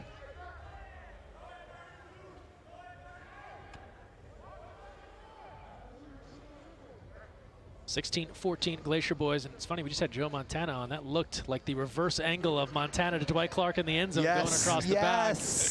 Here's a new ad for the Wild Aces. The big man Sean Oakman out of Baylor. He is a giant, 6'9", 280 pounds. Just cleared quarantine in his first game here in the Fan-Controlled Football League. More on him as we go. Open on the rush. Pindell stepping forward, throwing on the run all day. Jamil again. Wow. Got them Andrew boys. Jamil, come on. Juke doing his thing. Juke doing his thing. I was too busy watching the line because John Oakman was in. Me too. But hey, David Pindell, he didn't lose no poise. Nope. Didn't matter. He got wide open, and I mean, he was really wide open. I know Darian Jackson's like, yeah, damn, that was somebody's fault. Who was it? Was it mine? They trying to figure it out, but it don't matter. It's too late. Yeah, you're not wrong. He didn't lose presence on that play, which is, it's terrifying. He's one of the largest human beings I've ever seen. That's the second touchdown of the night for Andrew Jamil. This time 16 yards from Pindell to Jamil, and early numbers here on Jamil. 3 grabs, 55 yards, 2 touchdowns. Continues to be one of the top receivers. He is the 3rd ranked wide receiver according to NFL Draft Bible in the FCF, and his glow up goes from a 7.8 preseason ranking to a 9.0 now according to NFL Draft Bible. And it's all been through the work he's done over these 6 weeks, as now we have the man up opportunity for the Glacier Boys. They look to build on their lead with Elijah Rogers. Rogers moving inside, gets the separation, and comes up with it for a 2-point conversion. That's so big. That's so big. You guys got to think, if the Glacier Boys scores again and they get another one of those, that's another 6 on the board, and they're going to start pulling away. That's not a bad, that's a great call right there. Great call. Second look, courtesy of Great Clips. Yeah, he stayed inside, but hey, Elijah got that yick, that real, that 1-2, pow. And hey, that happens. Sometimes there aren't words. There's just sound effects, and you know what we mean. You know what it means. All you got to say, We've all seen those. I can't that much, though. Jackson Erdman back on the field for the Wild Aces. Let's hear what he has to say. Come on, Jerdy, dude. Go! Jerdy goes handoff. Again. Verges turns the corner, barreling downfield, upended across the 15. Glacier Boys have got to stop that run. If I'm the Glacier Boys, I'm thinking first down, they're going to run the ball. That is just what they've showed. The Wild Aces, they come out first down, they're going to run that rock. Let me get prepared, let me strap up, and just know that I'm coming in. And that was Curtis Collins and TJ Hall coming over for the stop. Now let's welcome in another one of the co-owners here in the FCF. Quavo is joining us. Just kidding, not yet. We'll have him soon. He's coming very soon, so a little false alarm, but we'll have him here soon. Part of the Glacier Boys ownership group, and we have a great halftime show coming up. Talk to him about that. Young Petro will be performing here at halftime inside Infinite Energy Arena. 2nd and 4. Sunday, here we go. Erdman in the gun. Receivers split out wide. Jerdy goes to late handoff. Verges to the 20. This will be good enough for a first down. And then he is wrestled down from behind. TJ Hall with the stop. And right, TJ Hall, another guy going through some adversity, had to leave the bubble, now back and active. Yeah, man, I got a late call at night that he had, his grandmother passed. And, our condolences goes out to the whole family. Know you lost somebody special. And we were like, hey, man, we got to get you on a plane, get you there, and get you back, because you deserve to be here. You've been a great asset to this team, to the team and the league. So we're just glad that he was able to get back. And just again, our condolences goes out to the whole family and the Stackhouse family. We lost a lot of family this week. So shouts out to the families. That's TJ Hall out of Cranberry Township, Pennsylvania. All conference at Colgate, then finished up at Louisville, 24-14. Glacier Boys ahead. Wild Aces working on a first down now after the Verges pickup. As Verges picked up 5 yards in that last scamper here. And now Erdman.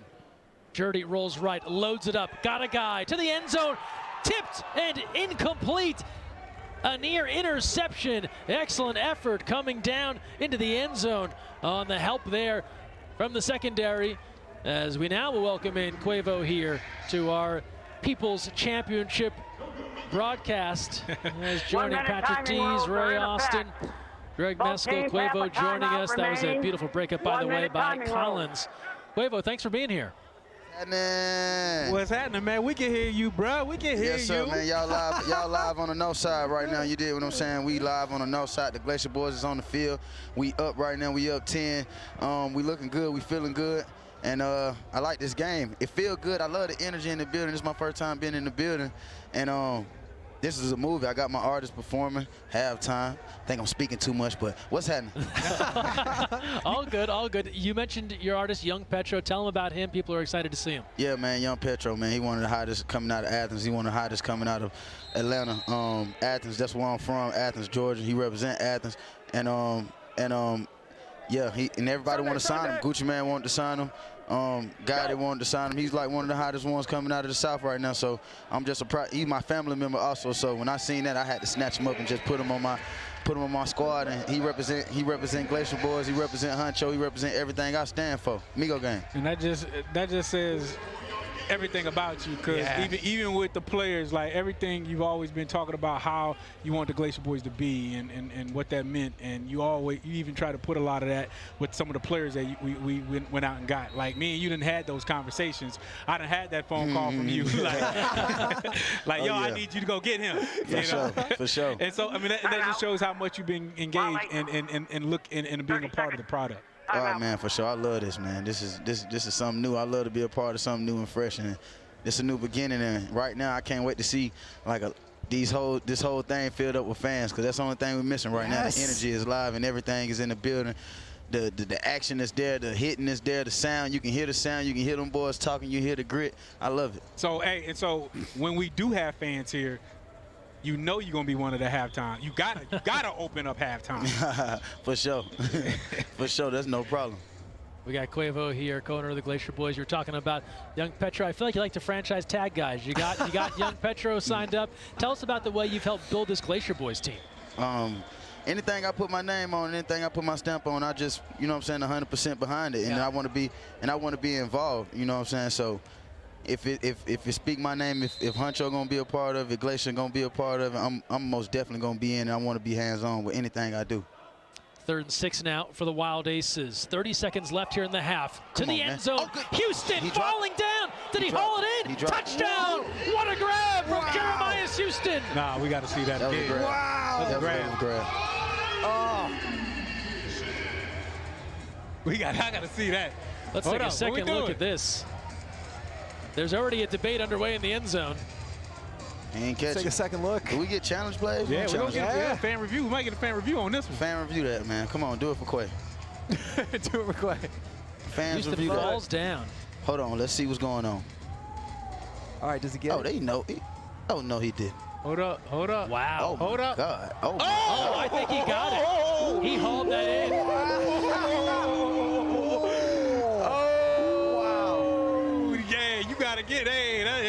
We gotta send that to Sports Center. I like that. Whoa. That's the quote of the night right there. Send it to Sports Center. Print it. That's a hell of a catch right there. Who's that? That's Jeremiah Houston. That's hard. It's being reviewed. Oh, they're reviewing it. We will get a fan review right now. The fans did what I asked them. I appreciate it. Yeah, man. They're good looking out. He caught it, though. Look, he caught it. Yeah, he caught that. This is our Susan G. Komen replay for the Cure. This has been initiated by the booth here. And now did it touch the ground? No, it didn't touch. Oh, my voting God. is live on Twitch. Yeah, voting is live. Remember, regardless if you are a fan of the Glacier Boyz or the Wild Aces, you get a vote here. So again, I know if you're a Beast or a Zappers fan, you get to actually chime in, and your vote carries a little bit more weight. So get in there and speak your mind. Is that a catch or not? That's a catch for sure. I think so. I think it's a catch. We're going to respect the game. Man. I appreciate that about that, Quavo. For sure. Man, Hey, but you know I got to run down. I got to run down and go see this performance. I'm going to be over there in the owner's box. I'm going to come back in to check in before the quarter's over. Excellent, Quavo. Thanks for being here. Appreciate it. Yes, sir. Quavo joining us. He's got his guy, young Petro, coming up here at halftime. Make sure you hang around for that, our halftime performance. As we get another look there, this is under review. Quavo hits me on the way out. He's like, it's a catch. Oh, man. Hey. Look, you said you respect the game, man. Hey, damn. Like, that was a catch. Oh. Come on. Well, let's see it and again. You know, I saw it in the chat, too. Let's give credit to the throw. Jurdy puts that one into the corner. Yes. Now, Houston's falling down. He makes a highlight reel catch. Man. But Jurdy put that ball in a place where he could get it. Come on, man. And Jeremiah Houston been making those plays all year. Like, let's just be real. Like, he's that prototype tight end. I mean, I've said this. Jeremiah Houston, and I'll actually say this. The core tight ends for the Glacier Boyz are probably, as a group, probably the top guys. But Jeremiah Houston is definitely in that top 2 players in the league at tight end. I mean, he is a baller. There's a good look at Jeremiah Houston. We'll get one more look at this. Houston, the tight end. This is his 4th touchdown, if it stands. In our opinion here, certainly a catch. Man. Come on. Shreveport, Louisiana, played his college ball at Southern University. And Just. how about the bicep? Able to hang on there with one arm. That's why it's important to do your curls, guys. Keep that bicep strong, hang on to the football. And then after this, assuming it is approved and confirmed, we'll have the man-up opportunity to try and get the Aces back within 2. Unsurprisingly, I'm hearing from a couple of members of the Wild Aces. They believe it's a catch. Yeah. Greg Miller, Tim Geddes. Waiting to hear from RG on what the fan vote is. Oh, you know what that is. Yep.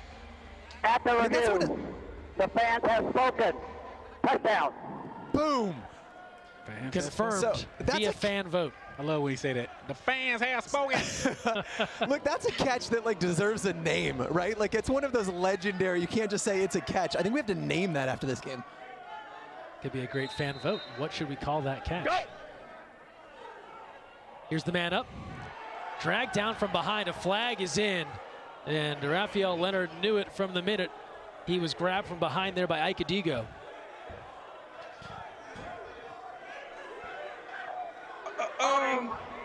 Defense, by rule, the play will redo. Hey, listen. Look, if they run a slant and go on you, this is what you are taught to do. Slant, go, grab it. Hey, he know he can go again. Hey, you gotta, when you understand football and understand the rules, I'm like, you know what? I'd rather get the penalty and then play another play instead of giving up that big touchdown. So, hey, do it again. See what we got. So we are looking at a redo here. Raphael Leonard and Jurdy game planning. And this is a big PAT, right? Yeah, this is huge. They got to get this. They got to get this. Yeah. This puts them 4 down still, and they score again. That puts them at 10. They're still going to be 2 points down, two scores down if they don't get this. Closer look at the helmet cam what here. Do you want?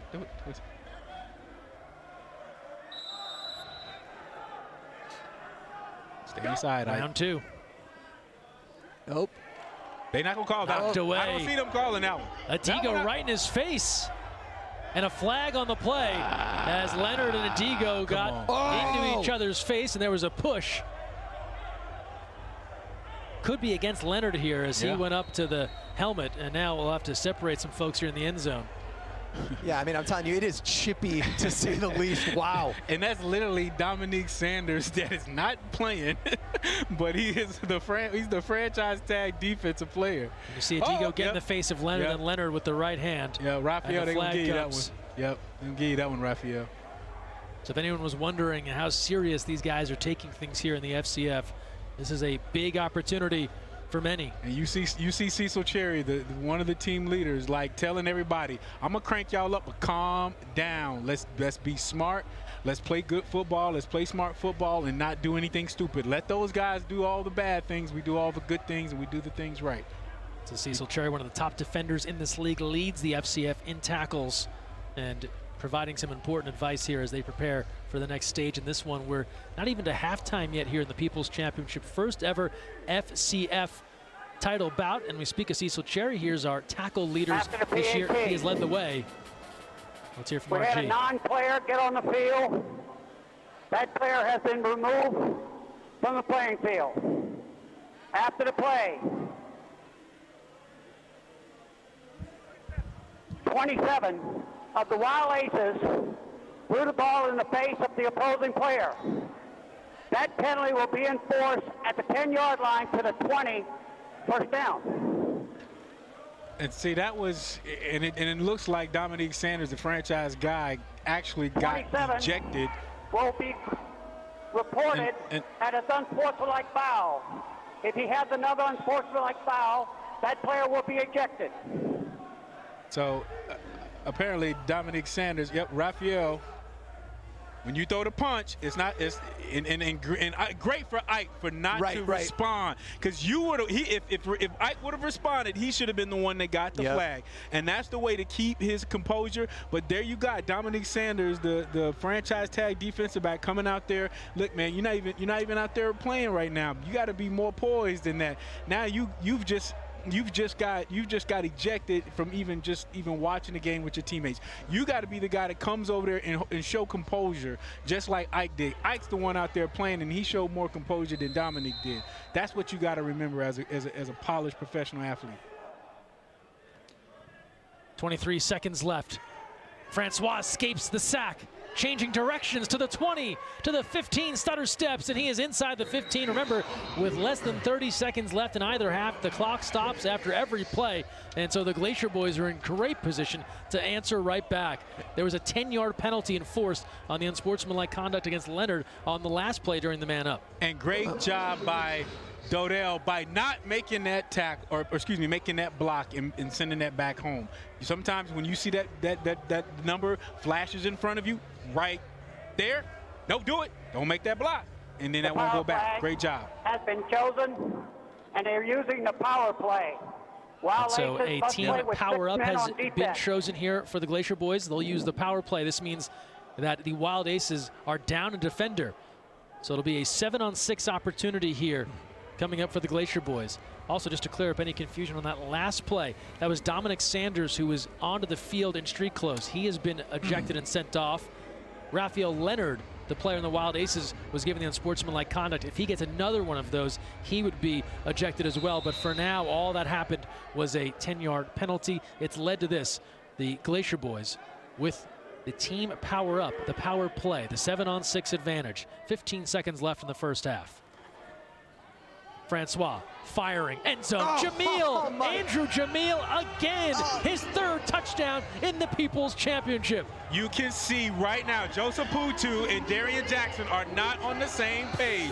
Right here, you'll see it. They both looking at each other like, what just happened? And DeAndre and Andrew just saw it right there. They saw the mismatch, and they saw it right there. You can see Joseph Putu and yep, that was it. You see Joseph Putu and Darian Jackson making that. That was a mistake right there. It was a broken coverage, and that's what left him out there so wide. Great job by Andrew Jamil seeing that, and DeAndre for exposing it. And don't forget, you can cast your vote later on for Gatorade MVP of this game. Could it be Andrew Jamil? He's off to a great start. 4 catches, 67 yards, 3 touchdowns. Ladarius Galloway, he's got 2 touchdowns for the Wild Aces. Here's Jamil now looking for the 2-point conversion. Great competition right here. Yeah. This is what Darian Jackson likes to get physical. Jamil turns outside. Come there on. It is. Come on. He's everywhere. The quick out is AJ's ball. That's his ball. Yeah. Nobody's going to catch that ball but AJ. Yep. And you can just see his swag, his confidence have literally just exploded. And now here come out all the flags. Here comes that undiscipline. We gotta stay poised. You're getting a little mad, getting a little frustrated. Things aren't working, and now you're getting a little getting above yourself. And now we're getting those flags. Yep.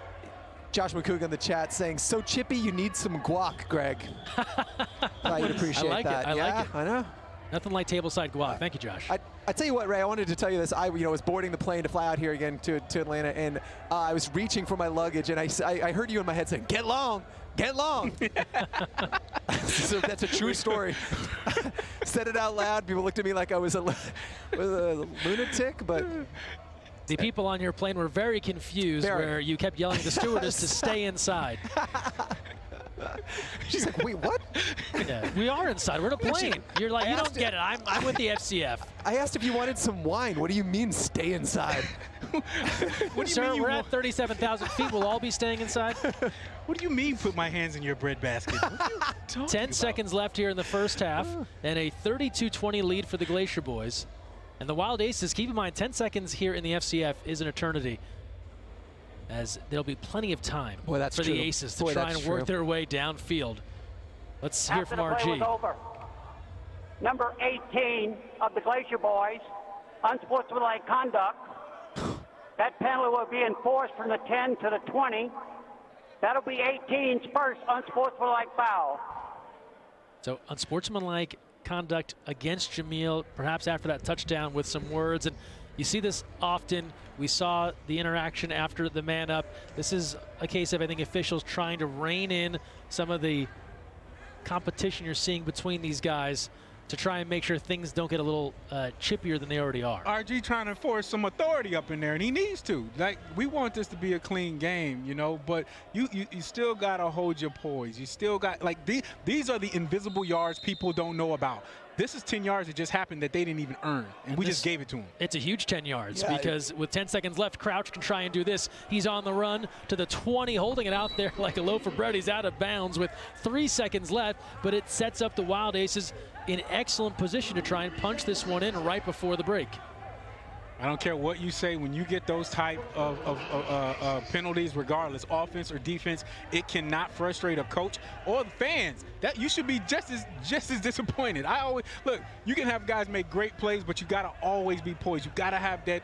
We were just talking to Joe Montana. We got to have that Jerry Rice type of caliber, type of personality when you're out there playing. Ray, how are you coaching the fans on this one, right? Like, if you've got one play call, what are you looking to do? You've got 3 seconds on the clock. I would have to spread those guys out, man. To be honest, I would get those tall wide receivers out there in the end zone, far back, and then give Ed Crouch the ball and let him do what he do. Let's see if they do exactly that. 3 seconds left. Last play of the first half. Aces looking to chip away at a 12-point deficit. Twins to the right. They've got Floyd near side. Ed Crouch. Time expiring. Crouch back beyond the 25. Stepping up.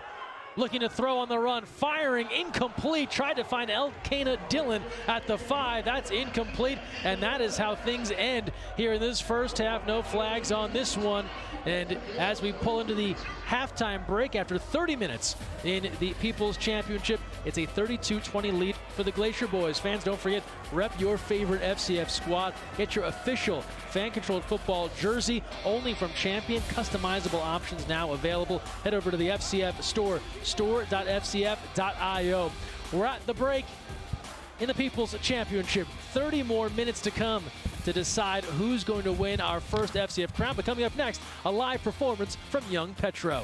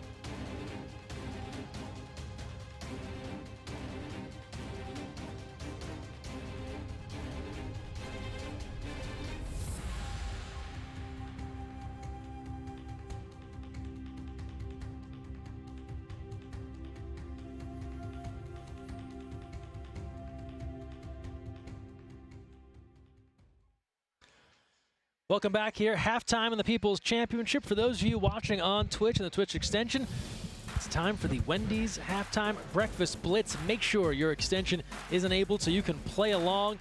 And don't forget, there'll also be a poll coming up on the Twitch extension and in the FCF app to cast your vote for your favorite Wendy's breakfast sandwich. The reigning champ, the undefeated GOAT, the Breakfast Baconator, will go up against the Honey Butter Chicken Biscuit, Maple Bacon Chicken Croissant, and the classic sausage, egg, and cheese.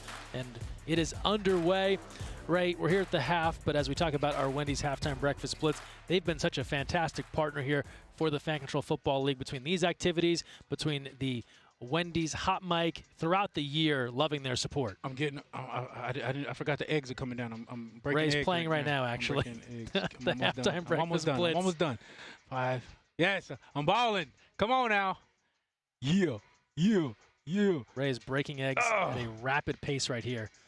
Come on, 105. That's okay. As they say, Ray, an excellent score. So well done by you.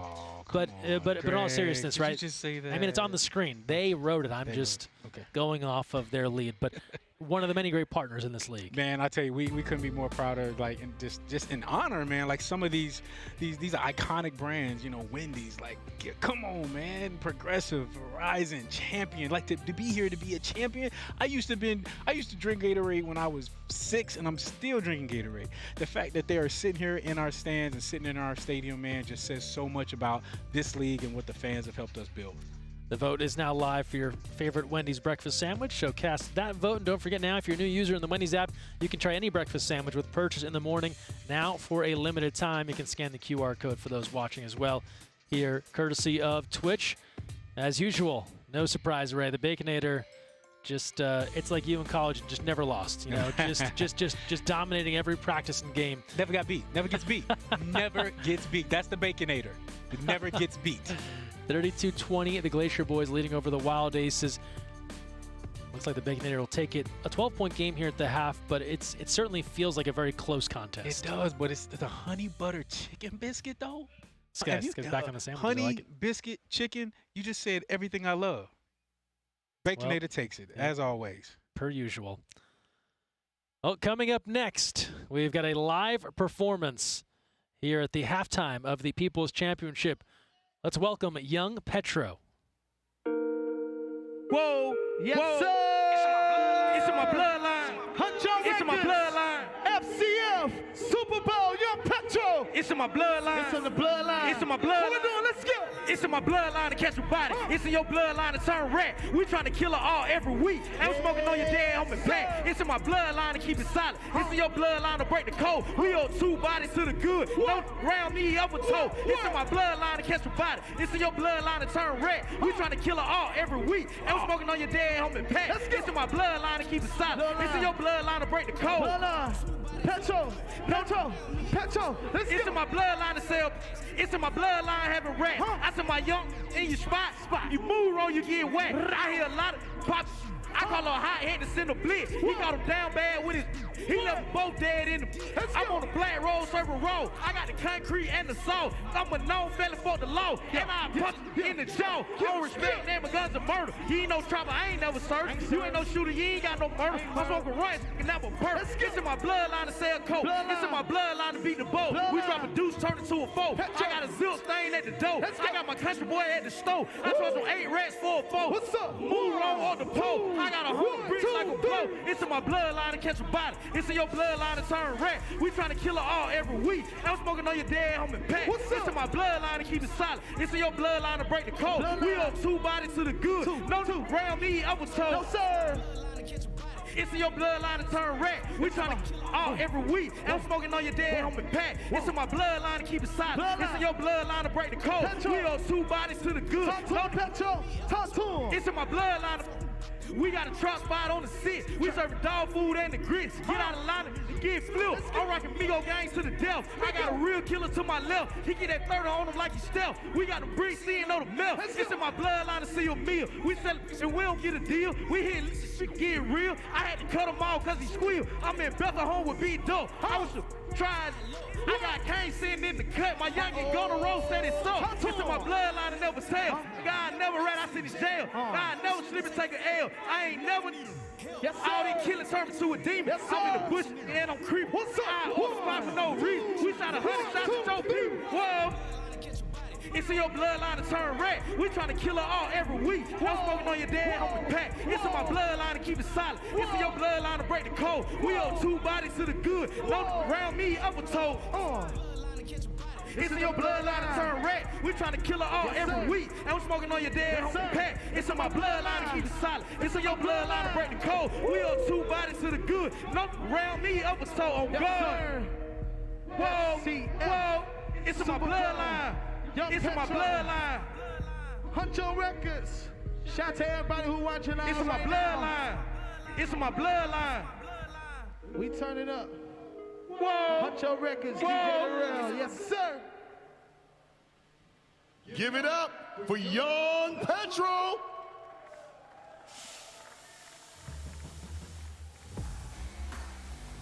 Whoa.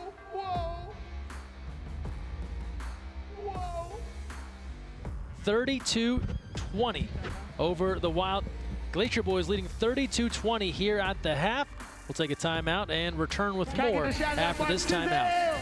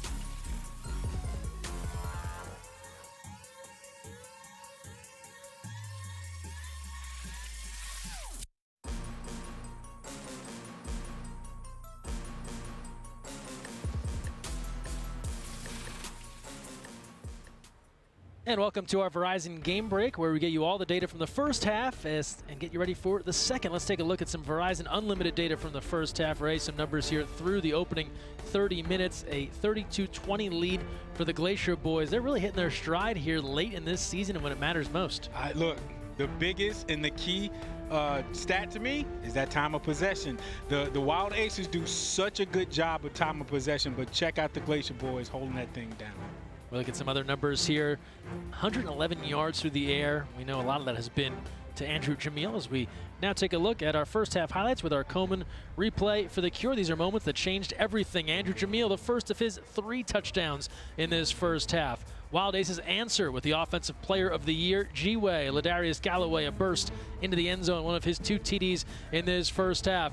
Francois right back. Boykin, after he missed a long opportunity, hauls it in, and then more G-Way, Ray. G-Way doing what he does. And again, if the Glacier Boyz have done not a great, you're not going to stop G-Way. You just got to contain him, and it seems like they're doing a good job with the running game to keep him in the lead. Andrew Jamil again. This catch, the highlight so far of the game. Houston in the end zone, falling down. More Jamil. 3 touchdowns in 1 half for Andrew Jamil, and that's a look at some of our first half stats here from Verizon. Ray, Andrew Jamil right now, you've liked this guy, I know, from the very beginning when you saw him at the tryout. He's known as a precise route runner. He is finding all the open spots. If you talk to any of the defensive backs or any of the players in general with the FCF, they all say the same thing about Andrew Jamil. Precise running routes, possession receivers, always gets open, real quick off the ball. He's been a solid guy since we got him. We got him in one of our tryouts in Atlanta.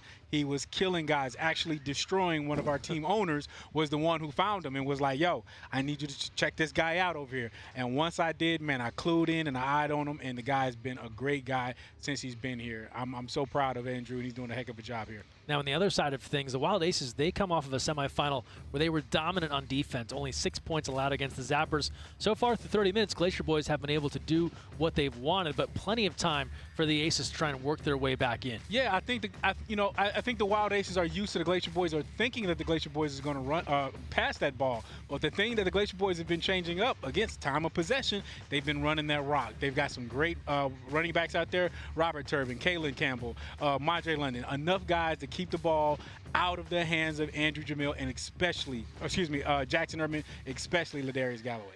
Yeah, Ladarius Galloway, Verges, they have been the 1-2 punch in the running game for this Wild Aces team. And we say it often, even though the Glacier Boyz appear to have a comfortable lead here at the break, this still feels like a very close game, one where the Aces could easily battle back. Easily. It can happen. Defense wins championships, and they've got the defense to do it. You know, that you just saw Sean Oatman getting out there. He's getting the rust off a little bit. He might be coming strong now.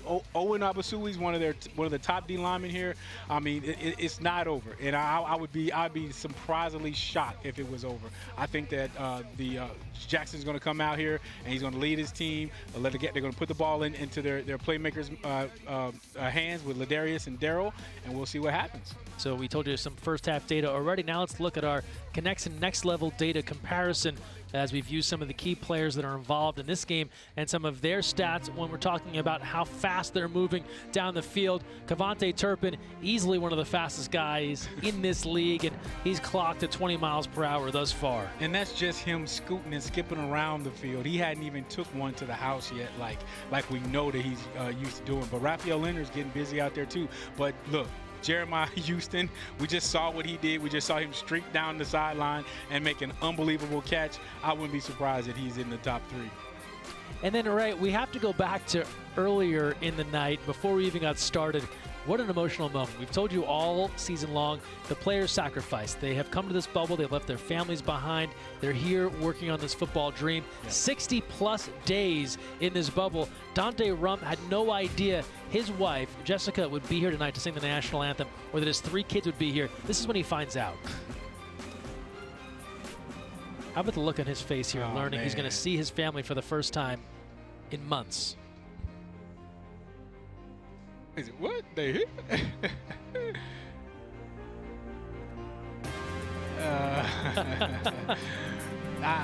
Listen, I get a chance to DM Dante's oldest son, the player. He's a football player, and I watch him,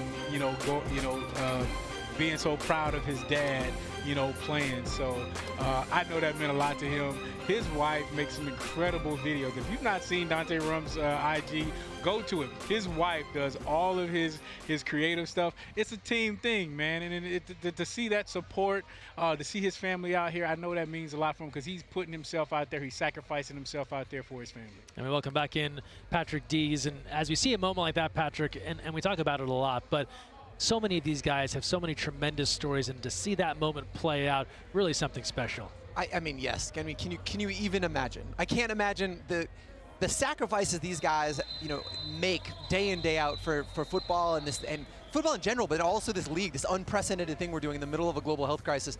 I just can't imagine. Yeah. Hey, Patrick, give us a little update here. You're always checking in on the Twitch chat. What's the energy so far after young Petro in that first half? I think the chat loved young Petro, and I tell you what, I think that the chat liked even more was that fan replay. Yeah. Again, they love that mechanic as a replay mechanic, but also the decision. I think chat was ecstatic that we got it right. So we're about set to get started here in our second half. This is the People's Championship, first ever fan-controlled football title game. Wild Aces, Glacier Boyz, and it is the Glacier Boyz leading the Wild Aces 32-20. Glacier Boyz up 12, but the Wild Aces back on offense to start things off. And there's Ladarius Galloway, Gatorade Offensive Player of the Year. Jackson Erdman, a fan favorite. He was campaigning to be a franchise tag before most people even knew what a franchise tag was in the FCF.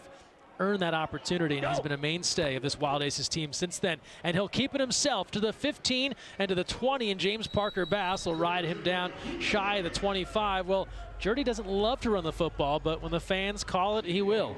Yeah, that's the play that the fans keep calling, and Jerry's like, leave that one for Ed Crouch and put me in on the pass plays.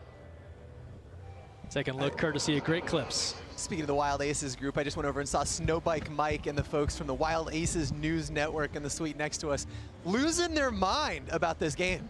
Genuinely feel that they'll be right back in it. They said they just gave a pep talk to the community. I don't know what that means, but they are incredibly optimistic about the second half. Yeah, this Wild Aces community, the way that they have been playing throughout the season, you talk about what they've worked through. They came in 3-2, dominant efforts over the last couple of weeks. High scoring affair in their last game against the Glacier Boyz, a 56-52 victory. A little bit low scoring right now. Jordy looking for more. He'll connect there. Big hit as he finds Floyd across the middle. And a strong effort. There's a flag on the play back behind the line of scrimmage. But that was the Glacier Boyz, and Cecil Cherry looking to add his latest tackle. But we're going to see a penalty called. Waiting to get clarification on what this is. And roughing the passer is the call. Let's get a second look courtesy of Great Clips. Jordy's taken a couple of big hits, and Rumpf sends him to the ground along with Monty Taylor. Hey, Jordy got a hello from Cecil Cherry earlier on that block, and it's interesting that, hey, look, everybody is selling out. They are selling out. Everybody knows it's the last game. This is the People's Championship, and they want to show the people what they're made of. Speaking of the people, Jackson Erdman, he was voted by you, the fans, as the champion of the fans, the best in the FCF at connecting with the fans all season long. No surprise, we were just touching on it earlier. He launched a campaign, #TagJordy, way back before rosters were even imagined, long before the bubble began. This is what he knew he wanted to do and has been connecting with these fans ever since. So a fitting choice for champion of the fans. Now throwing and connecting. Galloway to the 10, cuts it back to the 5. Moving still forward inside the 5 and can't shake free there. He's down at about 3, but he will do enough to get the first down, but now a flag has been thrown in the end zone. And I thought it was I want to be honest, it looked like a bad block on the Wild Aces, but we'll see. Ray, look, when you see somebody who's got a lateral movement like G-Way, what do you even do? Like, watch him just go. That's his thing, man. Like I told you, you can't stop him. You got to contain him. That's what I was saying right here. And this back, you kidding me? You remember what I was saying earlier, guys, about, when you see numbers, don't block? Face mask. Yeah. Defense. Half the distance to the goal. The ball will be placed at the 2-yard line. First down. So a face mask penalty called against the Glacier Boyz. We'll get a second look here Keep an eye out for a grab of the face mask. At the very end there, Collins getting up in the helmet, twisting that helmet around. You hate to see it. Ray, what does that feel like when they spin your helmet around? When that neck go like that, you feel that tomorrow. Yeah, that's tomorrow when you feel that. When your head's on sideways, what's that like, Ray? You know what? You know what's so funny?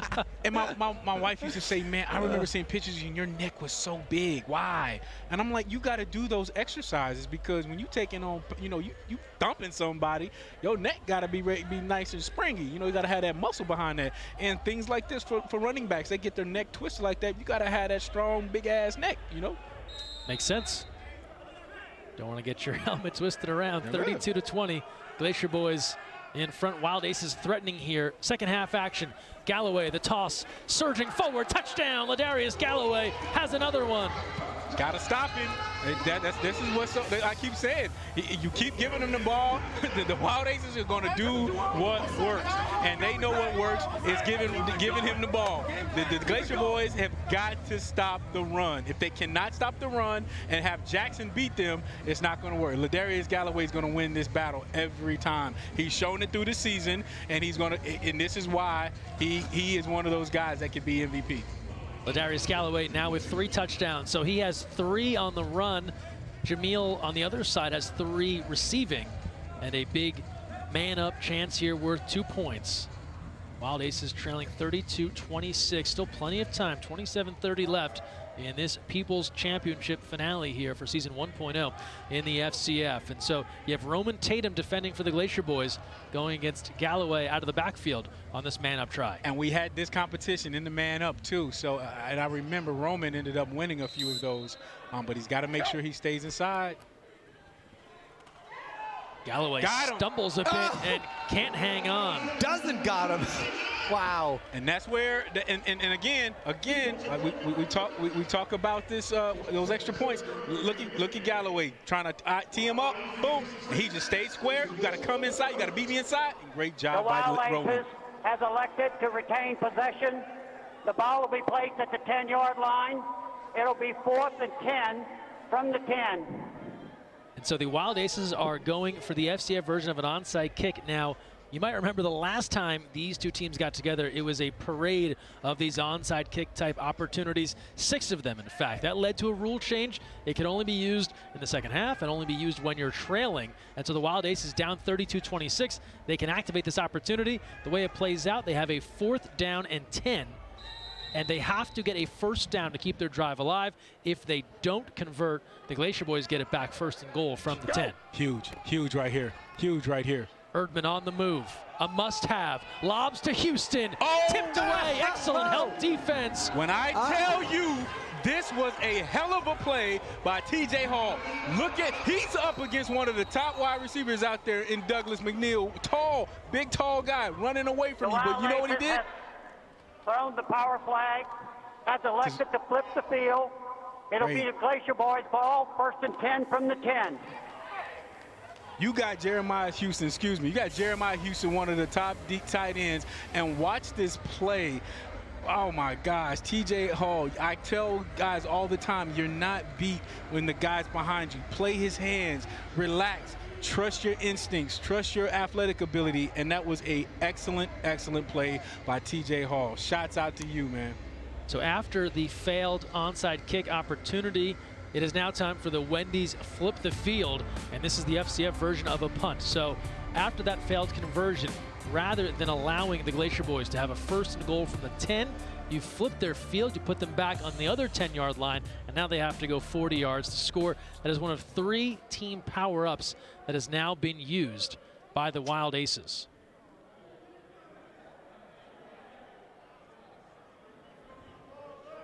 DeAndre Francois has returned for the Glacier Boyz at quarterback. Francois, 5 for 6, 72 yards, 3 touchdowns. Not a bad stat line for the quarterback. The handoff, this is going nowhere. What an effort from big number 93, Trevante Valentine. He wraps up and drives that super back all the way out of play. Gee, like, look, when I say side to side, they took, look at this. That side to side play right there. You going nowhere. 3-yard loss on the tackle from Trevante Valentine. out of LSU. Suffered an injury in the semifinal left, but back healthy here. And a big stop there. Now bringing up a 2nd and 13. Play call coming in courtesy of the fans. We get a good look at Francois and Jamil, part of that Glacier Boyz dynamic duo. Helmet cam. Get a good look at what Francois was seeing. And now his chance to throw. Francois ranging right. He'll have to run to the 10, cuts it back to the 15, and he is tackled. He'll be shy of a first down, but does pick up a nice gainer as he is taken down there by Jeremiah Dadabo. I like that play. It's a time management play. Run everybody off. Try to get, spread the field. Have a one-on-one competition with a tackle. I mean, again, he's running against Jeremiah Dadabo, so he had a couple of reps. Jeremiah is ready to go, and he didn't, he didn't get the first down, but he got some good yardage there. Closer look at the back of Francois' helmet, and Ray, you see that JP sticker? That's in honor of John Pettit. We're playing these games on John Pettit Memorial Field. It's right. Only fitting we talk about John Pettit on this championship night. That's right. And we would not be here if it wasn't for John Pettit. And when I tell you, even as a commissioner, I could call him up. He has been a general manager of several teams. He was always able to, to be in my ear and tell me what to do and how to respond to certain things. And we took the COVID protocol very, very serious, and that was one of the reasons why we did, because we lost one of our soldiers through this pandemic. Here's Francois throwing and hitting with Boykin. 20 and the 15, and out of play there. Joseph Boykin, good enough for a first down. Glacier Boyz moving the football again, and Boykin some redemption here after the drop initially. He now has a couple of grabs, one for a touchdown, and this one good enough for a first down. Here's a look at what the fans are seeing in the FCF app. This is how the live play calling interface works. If you have the Fan Controlled Football app, make sure you download it, search Fan Controlled Football on Apple or Android, wherever you get your apps. And Patrick, this is what fans are seeing as they work through the play calling operation. Yeah, you're going to click that right at the bottom. Once you open up, you've registered for a team, you're going to click that game and draft tab. Go there, and you'll be each play. They'll be surfaced 6 individual plays, two runs, 2 diagram runs, 4 pass plays, and you can choose the one that best fits this down and distance. And fans really seem to enjoy the Francois to Jamil opportunity. Yeah. We've seen it 3 times already tonight. Let's see in what direction they go this time on a first down for the boys. Kalen Campbell in at running back. Now in motion, Turpin near side, Jamil far side. Francois to 10, to the 5, Francois to the end zone, touchdown, Glacier Boyz. DeAndre Francois is in on the ground. And I'm gonna tell you why this was such a great call by the fans. DeAndre Francois motioned the running back wide, and when he did, he saw the linebacker go with him.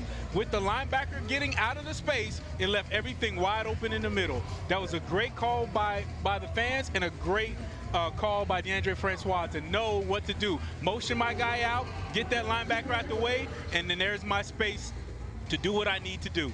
Great job. There's the teammate look via the helmet cam for the Glacier Boyz. Replay courtesy of Great Clips. So a 38-26 lead now for the Glacier Boyz, looking to add with the man-up opportunity. And here's Turpin. Cavante Turpin working with Francois. Big jam at the line. Turpin breaks free and connects. Francois to Cavante Turpin, adds 2 more and make it 40-26 right now. The Glacier Boyz go in front. Oh, wow. Hey, you couldn't ask for more from Dylan Winfrey. Get my hands on him, and he knew it. He knew he did a great job. But that's your boy. That's your boy, Cavante Turpin, always getting away and making that separation. He didn't get long, Ray. Didn't get long. Get long. Got to get long. Hey, let's welcome in another one of the co-founders here of the FCF, Sohrab Ferdi. Sohrab, thanks for being here. Hey, been here all night, so it's just thanks for letting me in the booth. In this area with us here in the booth. I appreciate you letting me in the booth, Greg. This is awesome. You are welcome anytime. Welcome anytime. You're on that Richard Sherman ref wavelength right now. A little angry maybe. In all seriousness, though, we're here in this title game. This has to be a thrill for you and the rest of the FCF group. It's unbelievable. I can't tell you how exciting this is. I mean, after so much work, I can't believe how fast it came either. I mean, it's been 6 weeks. It's felt like 6 days, and get this final game. So it's amazing.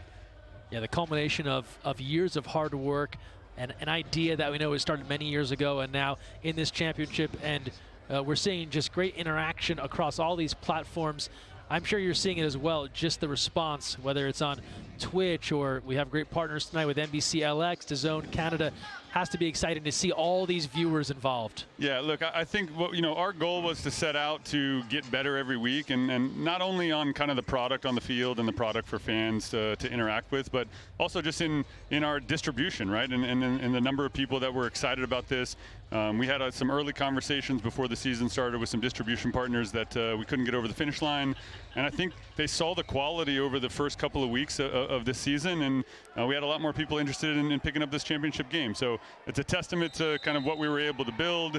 It's a testament to the fans that have given us this chance to put this together. Yeah, really build with the fans.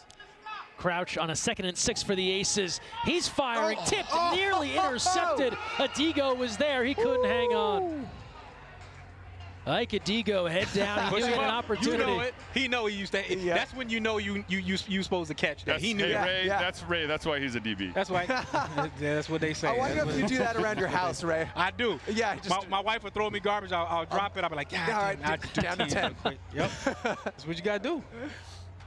So an incomplete opportunity there for the catch or the interception.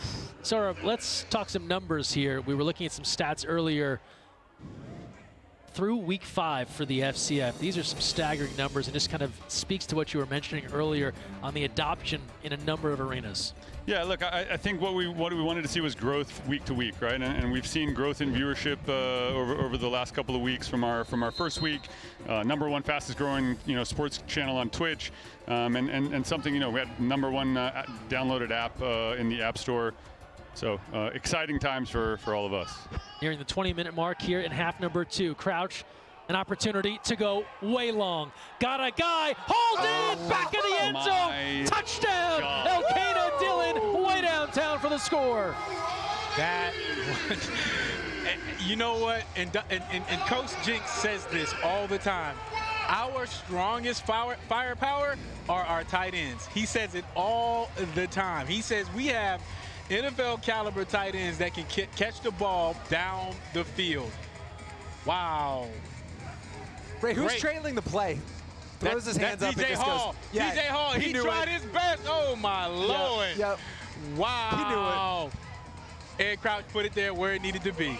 Man, great play. That ball felt like it hung in the air for 3 or 4 seconds, and he's just waiting for it to come down. And that's why it actually scored, because he gave it enough height to give to make for TJ to panic. 3rd touchdown of the year for Dillon out of University of Oregon. Here's the man up. That's good to go. Connecting across the way to Rashad Floyd, and the Wild Aces chipping away. They'll have an onside kick opportunity coming up again, joined by Sohrab Fruity now.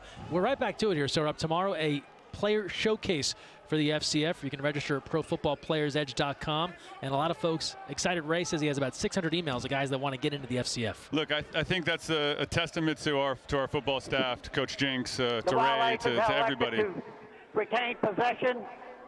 It'll be their ball, 4th and 10 from the 10. So we got the onside kick coming, which is great. But yeah, look, I think we wanted to give these guys a place to play. Obviously, nobody really playing football outside of the NFL. We got a chance to bring some really great, talented guys here, and you've seen it on the field. And I think we'll see some of these guys. I hope on Sundays. I mean, I would love to be able to tell that story out of our first season to see some of our guys playing in the NFL. That would be just unbelievable. Onside kick try now here for the Wild Aces. Same story as before. They have to convert on this 4th and 10, or it sets up the Glacier Boyz in fantastic position. Crouch throwing on the run. That looks to be knocked away, incomplete. And so again, the Wild Aces failed to convert on their onside kick opportunity. And now this time, they don't have their flip the field. to use. So this is going to set up the Glacier Boys with a 1st and goal from the 10. That's huge. On the 10-yard line, 1st and goal. That's huge. Robin. That's a good play. That's a good play. That's a good play. Yep. Yeah, it's good timing. Yeah, you got to get there right when the ball gets there, and that's what he did. Exactly.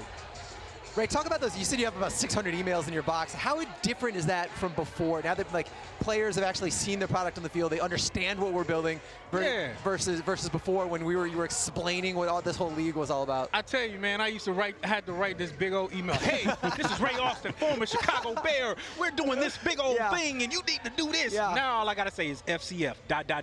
Yeah. And then it all comes out because now people are seeing not only the product we're putting on the field, but they're seeing all the experience that we're putting on the field. They're seeing the platform that we are creating for these football players. They're seeing the fans being engaged. They're seeing millions and millions of people watching them play football. Yeah. That's why it's been easy.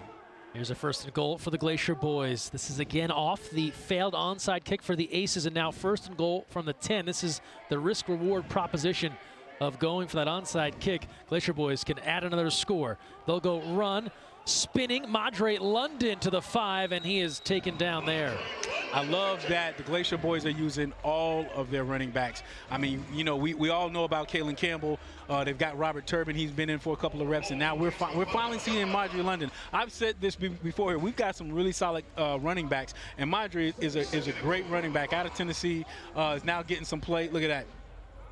I love that, man. I love that Team Extreme cam. That is my favorite cam. I love it. Yeah, the helmet cam there, looking at London. You mentioned Tennessee, also 3 seasons at Michigan State. So a guy that played college football at a high level, and it's somebody that the fans call to play for. Here's a look at what the play calling interface looks like. Patrick Sorab, I know you guys have spent many, many hours overlooking how this might display, and here's what fans are seeing.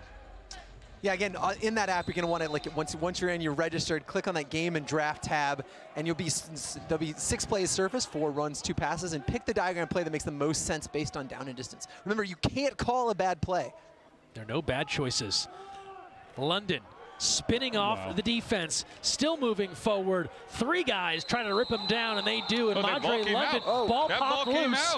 Let's take a look. I think they blew it dead. They're going to say it's down on the floor. I heard the whistle. Yep. I heard the whistle before that came out. I heard the whistle. Yeah. Yeah, I think they blew that dead. Man, I love having you in the booth. I feel like I can feel the ref expertise just right next to me. It's unbelievable. Preternatural sense for this stuff. Let's hear from RG. Yeah, I mean, you know, the funny thing that that we have 4 Forward teams. progress was ruled stopped on the play.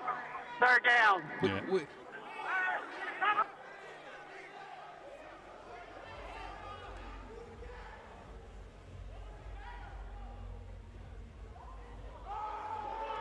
Wow. So there was a whistle there. We thought we'd hear that on the audio, but we didn't. The ball was taken out, but they're ruling it was stopped. Forward progress, and the play blown dead. Oof. Before that ball was taken close. away from London. It really was. I laugh at because the fans don't really understand a lot of our personalities. Yeah, you're starting to getting to know them, but if you really want to know them, just think about the teams that we actually we're on top of. So so if everybody doesn't know, so Rob Ferruti, our CEO, was a beast. He's a beast. He is a beast. We wouldn't be here if it wasn't for him. Correct. He's a freaking beast. Correct. At doing what he does.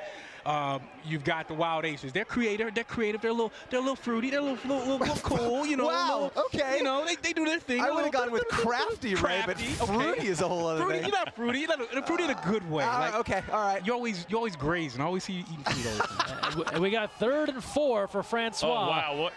Throwing on the move, threw it high. He had a guy wide open, put that ball high. Was trying to find number 44, Dalen Key, in the back of the end zone. And how about this? After the failed onside kick, you think the Glacier Boys are in great position. Now the Wild Aces are 1 stop away. This is big, man. This is big. This is huge. Oh, and for the other 2 teams, you've got the Zappers. Yep. Which seem very chaotic a lot of the times, and we give him the Grant Cohen. And of course, the Glacier Boys with the swag, with this win, with this championship. That's your boy, the commish, all day long. With this win, listen to this guy. Look at that. Key trying for that one-hand grab in the corner. And one of those things where you have to think Francois couldn't believe how wide open he was, He was standing there all alone in the corner and just sailed it high. So now 4th and 4. Big chance here for the Glacier Boys. Keep in mind they do have their progressive 5th down, so they could extend this drive here if they fail to convert on this 4th down. Could be 2 more downs to go. They haven't used that team power up just yet. Francois in the shotgun. He's got 3 wide receivers to work with. Facing quick pressure. Interception. Picked off. Taped away. That's interception. Nope. That's interception. That's an interception. Nope. No. Wow. That was a heck of a play, man. I mean, he looked like the receiver on that route, right? I say this all the time, man. When you get inside, if you don't let that guy get inside, it's a wrap. That was a great play right there. I mean, look at that. He just ran that route forward. Man. Sure did. Damn. Well, there'll be no progressive 5th down if you throw an interception on the 4th. And that's what happens here. Second look courtesy of Great Clips Francois towards the end zone. Receiver goes down looking for Jamil, and instead it is intercepted and taken away. That's Kareem Darrington. And we know, hey, listen, and that's Kareem Darrington. He won the fastest man contest, and man, he was in the right place at the right time. Woo! First interception on the year for Kareem Darrington. Big we ran a prediction on that last play, and it was were the Glacier Boys going to score on this drive? 96% of the chat said yes. Wow. 4% said no, and they were proven right. So big. That 4% got a lot of channel points. Big play right there. Go. Run the rock. There it is. Galloway running. There it is. And he is out of play, close to a first down. Sticking to that game plan. The Wild Aces are feeding G-Way. Yeah, but that's Tiggy. Tiggy's had a good game, man. He's been all over the field. He really has, yeah. Tiggy's out there balling. TJ Hall, too, as well. That's an 8-yard gain on the carry for Ladarius Galloway. So 2nd and 2. Wild Aces had faced a large deficit. Now working their way back, they get the big stop on 4th down, the interception, and now have it back with a chance to tie or take the lead. And the Wild Aces have time on their hands, man, and they do. They're the best at time management in this league. Now the Glacier Boys was winning, but I guarantee you, these Wild Aces know what they're doing when it comes to time management. Hey, so Rob Fruity, thanks for being here. Congrats on a great night. Hey, thanks for having me, guys, and you guys are always great in the booth. Love to listen. So keep it up. So Rob Fruity, love you, appreciate brother. it. CEO, one of the co-founders here of the Fan-Controlled Football League. Ladarius Galloway trying to find a way forward. After surveying the scene, he'll do enough. The patience for the running back to find the 2 yards he needed to get that first down. It's just his vision for that little hole. He just do boop, boop, boop. I gotta see the helmet cam. If we got a helmet cam, oh, look at this. Look, he just sees the little hole. Look, right there. No, it's not there. It's not there. Boom. Oh, boom. Oh, how man. scary is that to be looking at Dante Rump and thinking, I'm going to wait right here and see what happens? You see all that rump. You got to get around that rump.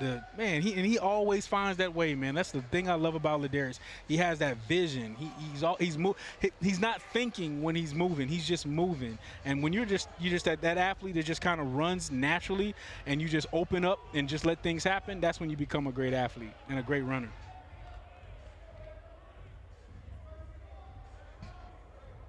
First and 10. Jerdy Dude in at QB after Crouch had the beautiful connect last time on offense for the Aces when they weren't going for an onside kick. Now throwing, and there, Raphael Leonard, good for a first down, out of play beyond the 15-yard line. And you can feel, Ray, the momentum starting to swing now in favor of the Aces. The Glacier Boys better not fall asleep. This is what you're getting lulled to sleep with these little plays here and there. And it's like, oh, they're not really getting around. This happens all the time. Kansas City is really good at this. You kind of get lulled to sleep with all those small little plays, and then boom, Mahomes hits you with a deep one. You're like, oh, we're up 20. They up 21 out of nowhere. So they got to be very careful with that. Especially on a 50-yard field. Things happen very quickly here in the Fan-Controlled Football League. Still an eternity left with 14:25. Man, eternity left. Yeah. I tell you what, Greg Miller of the Wild Aces is fired up. I got an all, which is normal for Greg, but I got an all capitalized text saying, "Let us vote on that fumble earlier." So, dude's in it to win it.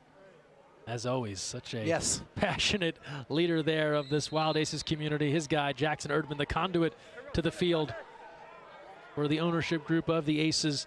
A 1st and 10 after their latest advance and approaching 14 minutes to go in the second half. A toss to Verghese. He'll take a look and try and turn it outside, escapes to the 10, and he is upended shy of the 5. Jordan's got to make that play. I think that's number 54, Jordan Harrell. Yep, he's got to make that play. You've got that contained. Just widen out. Your people are coming. The team, everybody's coming at you.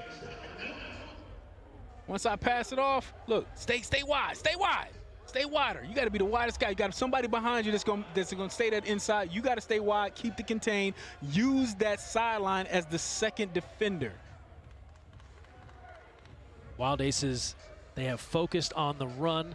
18 carries, 113 yards on the ground right now for the Wild Aces.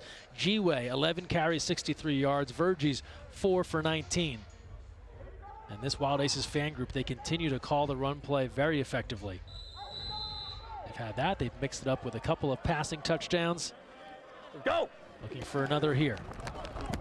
Erdman will take it on the run. Running out of space, and he is dropped before the 5-yard line. Should be a short loss there as he's taken down by Jermichael Edwards-Lott. And I think this is where the Wild, they've done that a lot in the past.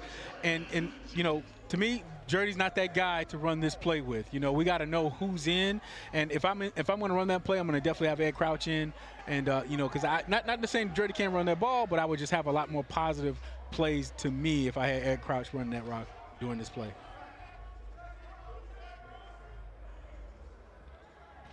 Third and 2, with Edwards-Lott looking on after that stop. As the Aces wait for their play call to come in. This is the People's Championship, the title game in the fan-controlled football league.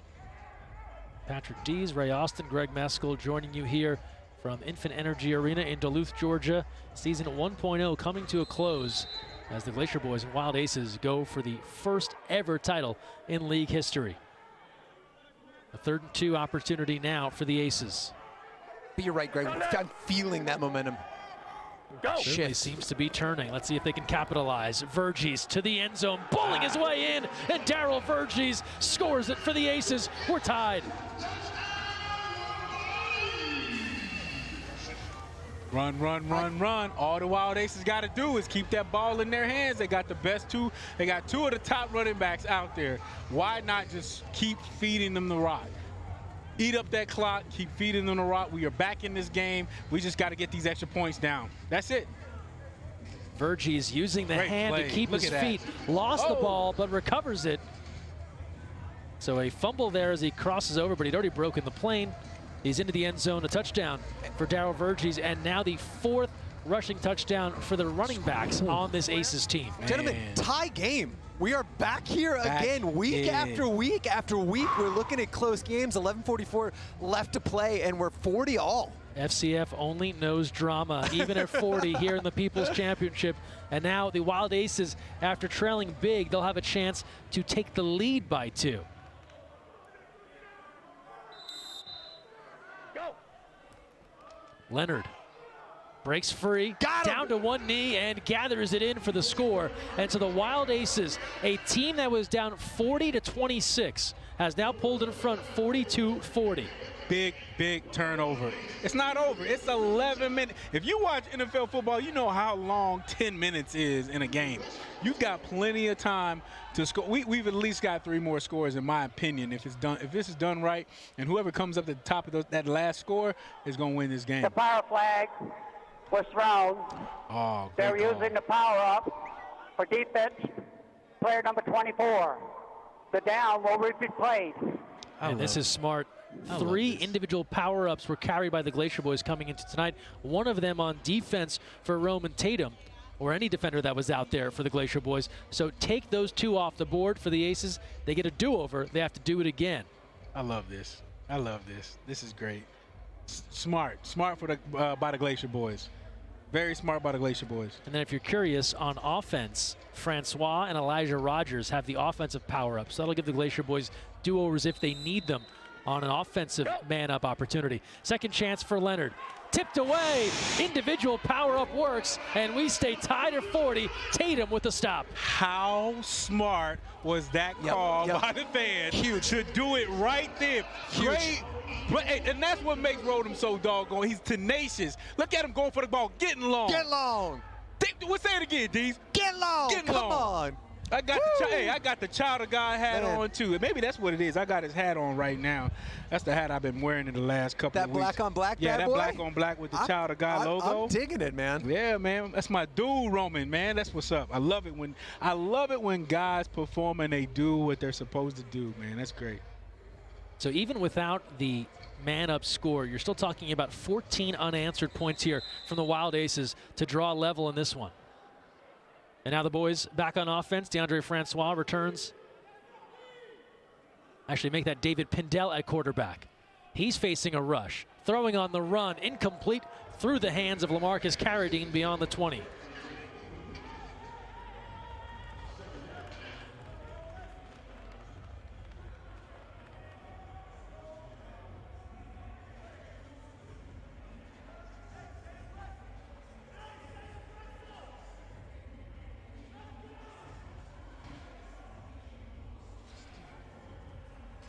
David Pindell, we heard earlier, talking about the franchise tagged quarterbacks and the players that co-owners wanted. We had Richard Sherman on earlier, big Francois guy. Quavo joined us earlier, big Pindell guy. They end up getting both of them, and it has given them such versatility at the quarterback spot. That was difficult conversations. It was because when you want two quarterbacks as your franchise guys, and they were going back and forth with it, but also destroying one in Andrew Jamil, so it was a lot going back and forth. But they got all the players that they wanted. They drafted well, and that's why they're here in the championship, the People's Championship. The People's Championship. Glacier Boyz spreading it out with 3 wide. On the move, another Jamil throw. He couldn't hang on this time. A shocker, the sure-handed Andrew Jamil. You never see him drop a football. Oh, man. Jamil drops a ball. Wow. I was just saying first down. Man, that just does not happen. Yeah. Hey, it happens to the best of them. A touch underthrown there. Jamil backpedaling, but had 2 hands on it. He'll certainly think the same. He should have come up with that one. That's huge, man. That's huge. But you know what? Again, this is when the professionals, pros, that never happened. I got over. Got to go. We still got plays. Still got to keep going. Still got to make that big play. Under 10 minutes to go now in the People's Championship. Extended halves here in this title, about 30-minute halves. We're under 10 left in this second half. Remember, a running clock here in the FCF until we get under 1 minute to play. So we'll move quick through this second half. Even at 40, Glacier Boyz trying to answer. They've watched the Wild Aces score 14 unanswered. Pindell stepping up, moving right, directing traffic, pops it over the middle. Dangerous but complete. Carradine's there to the 20, the 15, and out of bounds. LaMarcus Carradine with a big first down gain for the boys. That was scary. That was scary. Yes. Hey, listen, I don't like quarterbacks throwing across their body. That's all. If you think about the NFL, a lot of times that happens. And that, to me, to be honest, if a ball is coming that far, that across my body, that's a pick. And, Dylan Winfrey thought he had, and that's probably why he went for it. But hey, you know what? That's when you just become silent. You don't know what to say. I don't even know what to say about that one. Good look at our Whoop live data look-in. David Pindell, he's wearing the Whoop sleeve, tracking heart rate at 137 beats and counting here, all part of the technology here in the fan-controlled football league. Both Pindell and Jackson Erdman wearing the Whoop sleeve tonight, allowing this live data look in. 1st and 10, 8.5 to go. Second half, real good game coming down to the wire. Everything you'd hope for in a championship match, the People's Championship. 40 all. Again, 3 receivers. Pindell connects there to the 5, and it looks like they'll be stopped a little short of a first down. Elijah Rogers on the reception. Gang tackled out of play around the 5-yard line.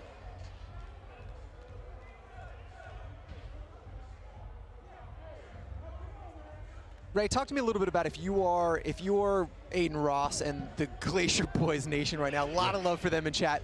What are you looking to do this next possession? I'm looking to do the same thing the Wild Ace has been doing. I want to run the ball. You've got good running backs. Run the ball. You don't have to do sweeps. You can run it right up the middle. You've got plenty of time. You can grind that thing out. You got 7 yards. It's really or 4 yards. You got 7 yards, meaning that the running back's on the back. That's 7 yards for him to grind out. Hey, do the same thing that the Wild Ace is doing. You got to start using that clock as your advantage. 2nd and 1, so just a yard shy. That was a 9-yard completion. Pindell to Rogers. Clock still rolling, nearing 7:15 as the fan play call comes in. 3rd meeting of the season between these two. Wild Aces took the first 2 in week 1, way back in February when we got this thing started, and then in week 4. Both were close affairs, just like this one, down towards the end. Pindell goes handoff. Turbo. Ooh. He'll do enough, it looks like, to be close for a first down. Waiting on the official signal, but Robert Turbin hasn't gotten a chance to carry the football all that much, but he will get first down yardage. And great job by Darian Jackson. I don't care if you played in the NFL, I'm going to hit you just like I hit everybody else. Great play by him.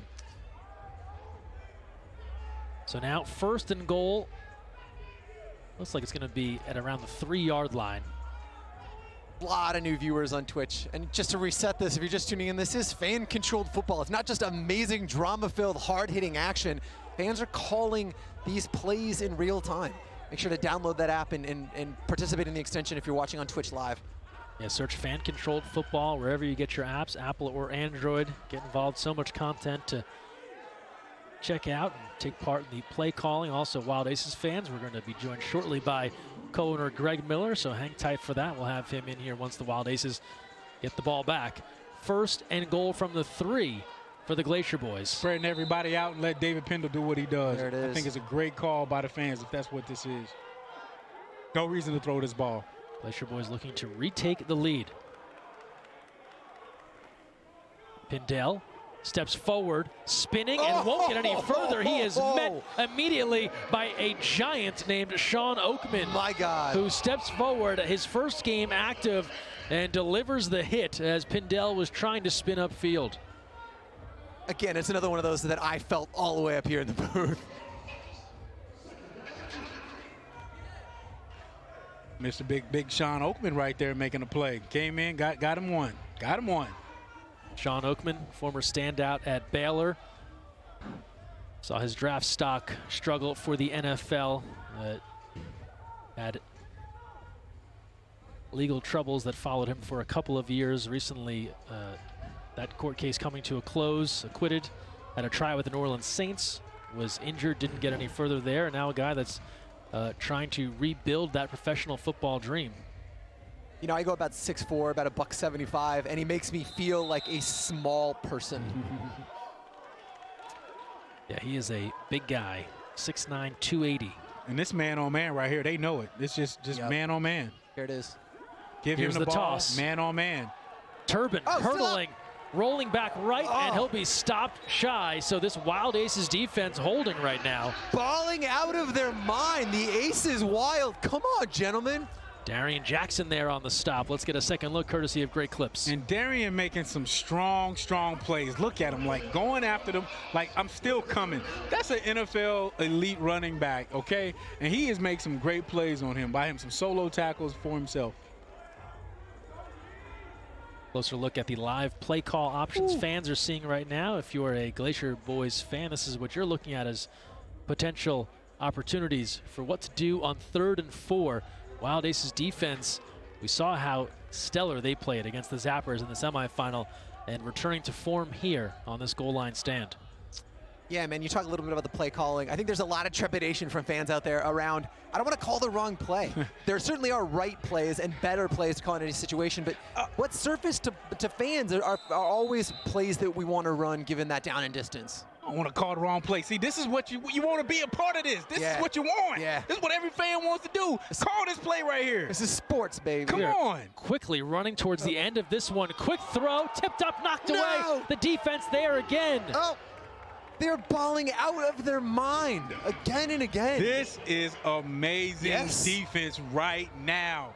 Wait, is that a strip? We got a streaker on the field. How do we get a streaker on? Snow Angels? There's not even people here. Someone Did he ran on the just- field. Wow. That's how you know the FCF made it, guys. We have our first streaker. Okay. And, What the hell is doing? per usual, we're not going to Okay. show them. We know the streaker's not Greg Miller because he's joining us now. Wild Aces co-owner. field. Yeah, thought you would appreciate it, Greg. I have not heard who it is yet. No, it has not been radioed to us who it is. I don't know that we know, but we knew it wasn't you because you were on the line. It's one of well, now it was immediately me hitting back to the twitch.tv/kindafunnygames to figure out, is it one of our fans? Is it Matt Batson? Is it Snowbike Mike? Who? Geez, you know everybody. Is it Mike? Who's out there? It was not Mike. I can Okay. I can see him in the booth next to us.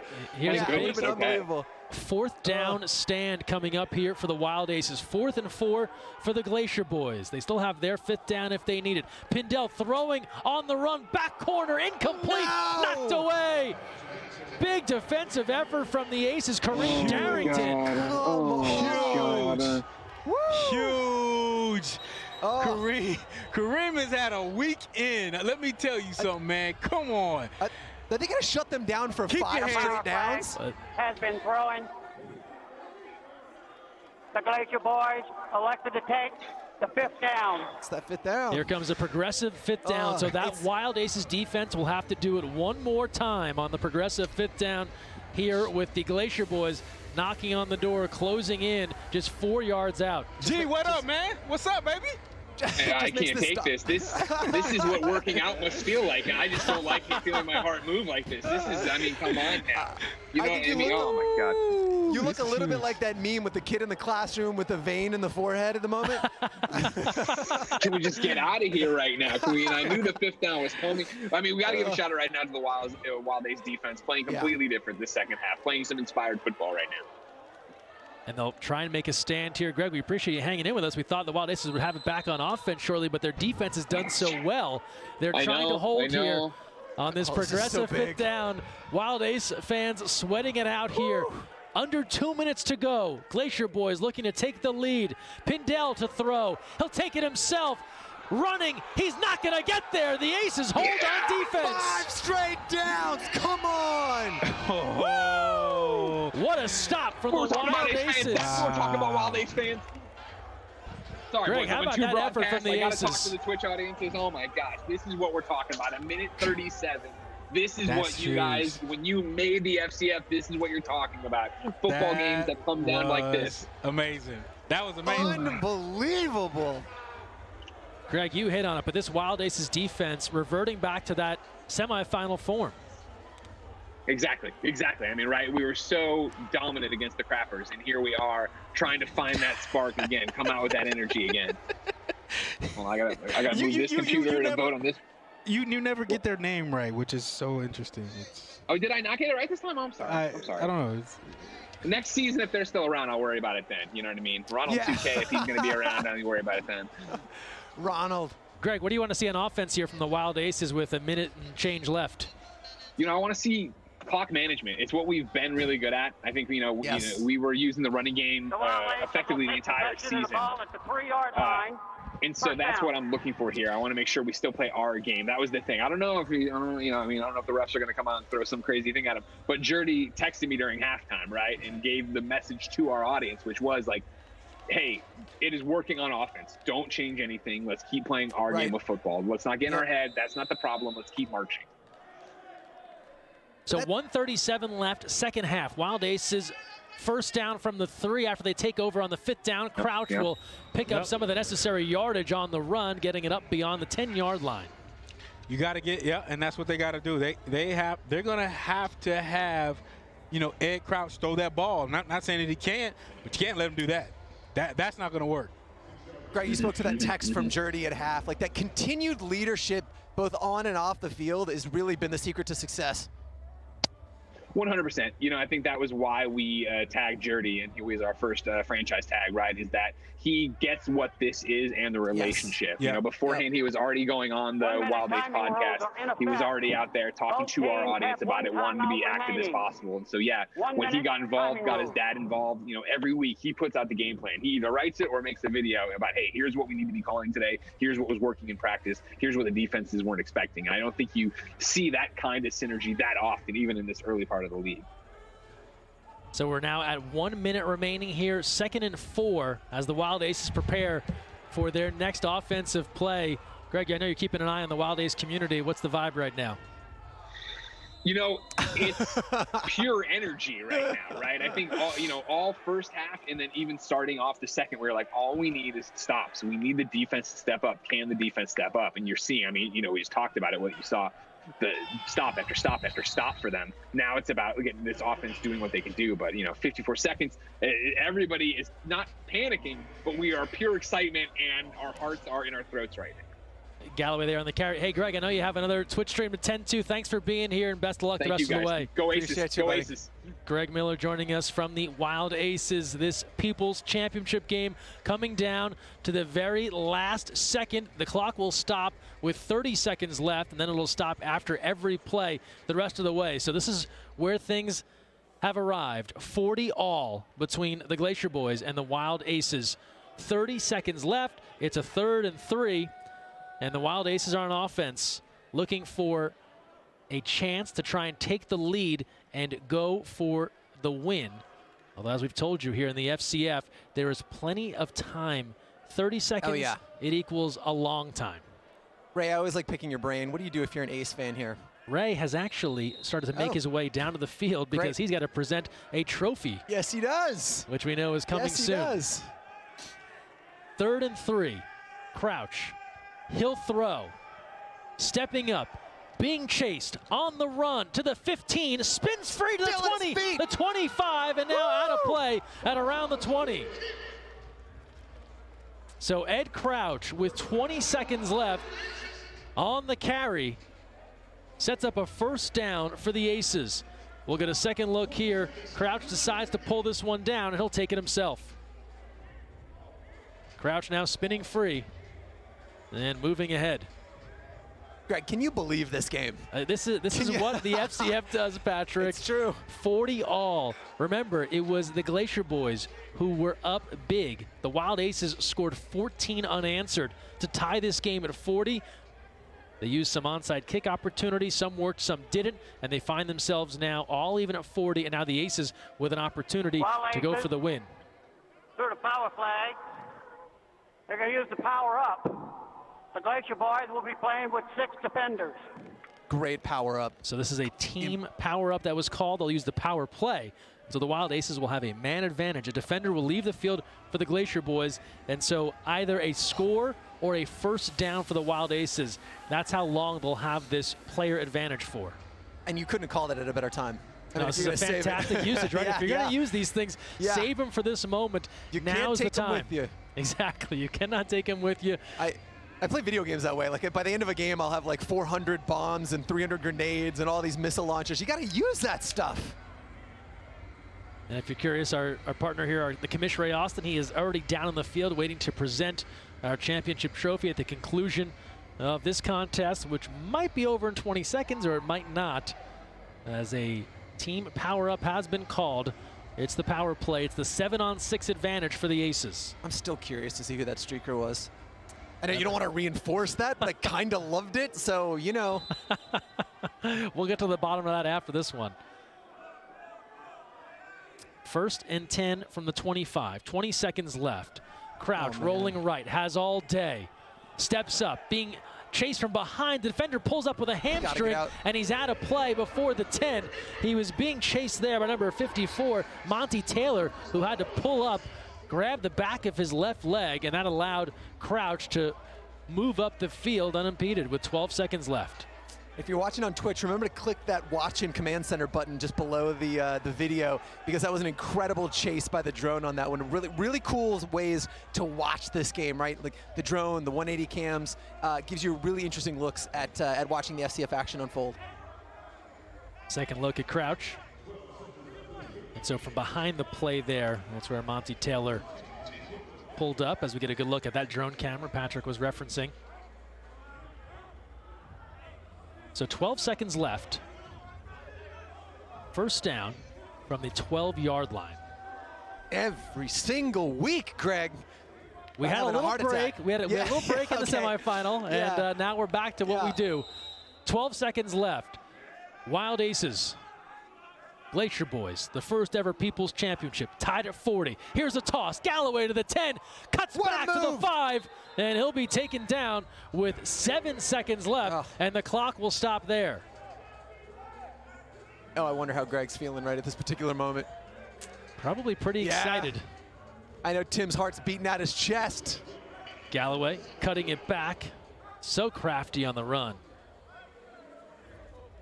And so now 7 seconds left. 2nd and 4, and the Aces with a chance here to go for the win. I'll tell you, even the Aces social media's at it, tweeting, run the ball.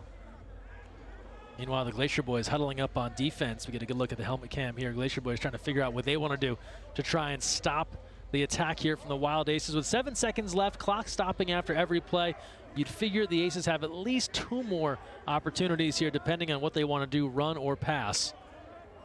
And they've got Crouch and at quarterback. And we've seen throughout the season both quarterbacks play here in the FCF. Jurdy started. Looks like Crouch will try and finish things. Crouch in the gun, goes handoff. Galloway up the middle, stop just short. And the clock will stop with 3 seconds left. Lord. As Ladarius Galloway gets the Aces just a little bit closer. Worry about it. And just like that, the Wild Aces are 3 yards away from taking this thing home. 2 yards. Oh man, you see the players out on the field. Everyone standing, benches just ready to go. This place feels like it's gonna erupt, Greg. You know, for a place with no fans, yes, there's a lot of energy in this building. It's remarkable. 3 seconds left. A 1st and goal from the 2. Wild Aces going for the title. A score here gives them the People's Championship, the first ever fan-controlled football title. They have battled back against the Glacier Boyz. Come all the way back to tie this, and now they can go for the win. 1 play left. The Aces wild, baby. Let's take this thing home. Crouch in the gun. Hands, keeps it himself. Crouch to the end zone. Is he in? Touchdown! He got it! Wild Aces win the People's Championship with no time remaining. The Aces wild, baby. Come on! Ed Crouch carries it into the end zone to take the title for the Aces. Wow! Unreal. I'm shocked. The celebration is underway on John Pettit Memorial Field as Crouch keeps it himself and punches it in with no time remaining. And the Aces will win this first ever People's Championship 46-40. Dude, what an ending. Couldn't ask for a more thrilling finish here in the People's Championship. Huge congratulations to Greg Miller, the kind of funny team, Jack Settleman, Barbara Dunkelman, that whole ownership, Austin Eckler. Congratulations, you just made history. So they go fake handoff, Galloway, Crouch keeps it himself and breaks the plane he's in as the clock hits zeros and the celebration is underway. The Wild Aces onto the field for a 46-40 People's Championship win. Hell of a fan play call there, by the way, too. Again, hats off to the fans. And how about the Wild Aces? 20 unanswered points. They were down 40-26 as we welcome you into the Watch with Wendy's postgame show. Down 40-26, they win it 46-40. Coming all the way back to take this first ever FCF championship. Patrick Dees will start to make his way down to the field as well as our trophy presentation is coming up. And Darryl Verges and company celebrating what was an epic finish here to see the Aces score 3 straight times. Keep in mind, they're down 40-26 after the DeAndre Francois 13-yard run. That's with 24 minutes left in the second half. From there, Crouch to Elkanah Dillon, 36-yard connect. After that, Verges a 6-yard touchdown run with 11:44 to play. And then Crouch, a 2-yard run with no time left. And the split is underway, the celebration there. 46-40, Crouch wins it. And keep in mind, too, the Wild Aces, they failed on a couple of conversions here on the man-up opportunities. As we'll get another look at the last play of this first season in the FCF. Crouch to the corner, takes the bump, but he's into the end zone. And Ed Crouch, out of McPherson College, Miami Gardens, Florida. Didn't come from the biggest school you ever heard of, but like many here in the FCF, wanted that opportunity to show what he could do, to try and battle to be on that next level. And he comes up with a clutch play here in the People's Championship. Crouch goes 3 for 5 through the air, 1 touchdown, and on the ground, 6 carries, 53 yards, and a touchdown, all part of an excellent Wild Aces offensive output, especially in the run game. 27 carries, 166 yards on the ground for the Wild Aces. And the celebration continues among the Wild Aces fan group and on the field. We know Greg Miller, the rest of the Wild Aces co-owner group, very excited about what they've seen.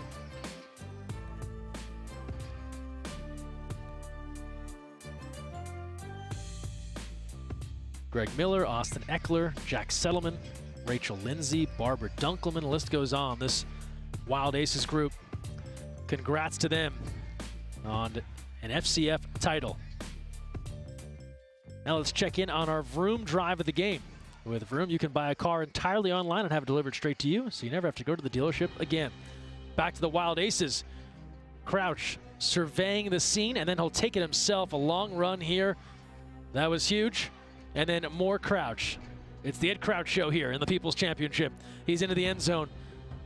And that cues the celebration. And the Aces are your FCF champs. Jackson Erdman, such an important part of this squad. All part of the championship.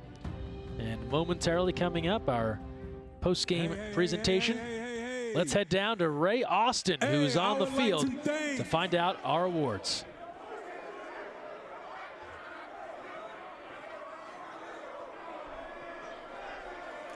Yo, yo, yo, yo, yo, yo! Come on, Wild Aces, get your ass up here! Yeah.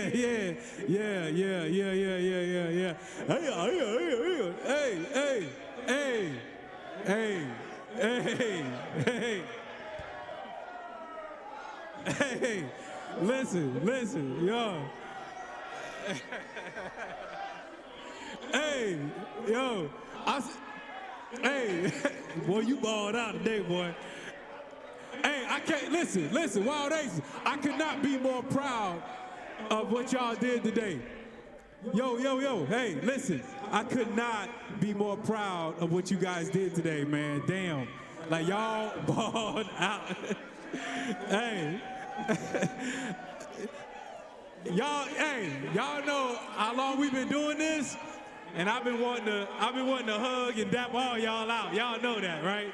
And I'm so glad to be here with y'all. But hey, I gotta do some stuff. Let me do some stuff. MVP of the game, quarterback, Mr. Ed Crouch.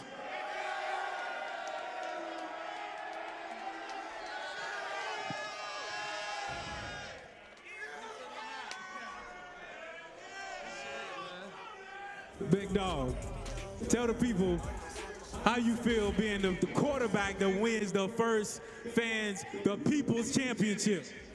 Man, it feels good. I couldn't do it without all these guys right here, man. Thanks to Jerdy, we compliment each other well. They can't stop both, man.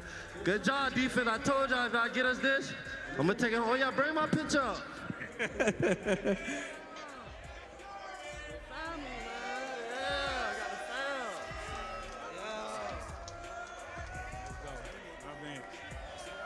Come here. Mr. Jenkins, get your butt up here, dog.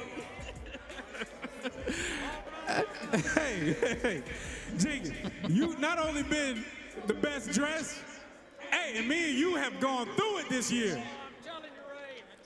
But I'm going to tell you this. It's been a great journey. What do you have to say to the people about the Fan Control Football, bro? Hey, how about those Wild Aces? Yeah, I'll tell you what a great opportunity.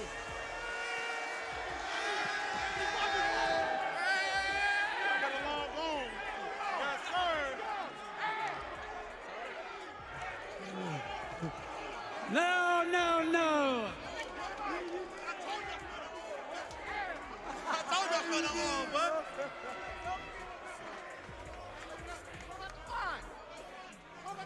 Yeah, guys. Hey, congratulations to the Wild Aces. FCF champions, baby. You bet. Fellas, hey, listen. I'd like to get Mr. Jerdy Jackson Urban up here.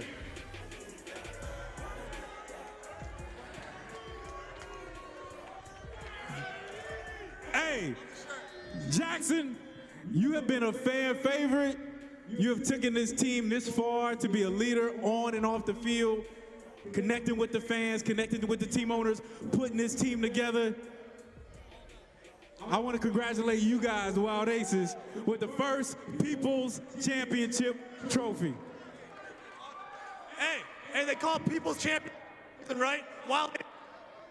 Love you all. What Aces Wild, baby? Let's go.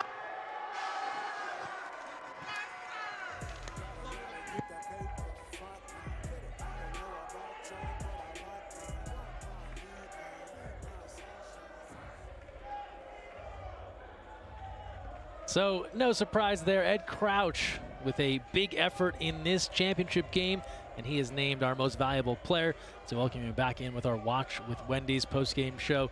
Greg Meskel here with you as we close out what was a thrilling finish to Season 1 here in the Fan-Controlled Football League. Our first ever champion, our winner of the People's Championship, it's the Wild Aces. They scored 20 unanswered points to defeat the Glacier Boyz in the final and take the title. And that brings an end to a real quick but thrilling 6 weeks of fan-controlled football. We thank you, the fans, for joining us the entire way. You make this entire league go, from calling the plays, voting on the names, and everything else to make the Fan-Controlled Football League what it is. Make sure you keep an eye out on the FCF social media and website for what's coming next in the Fan-Controlled Football League.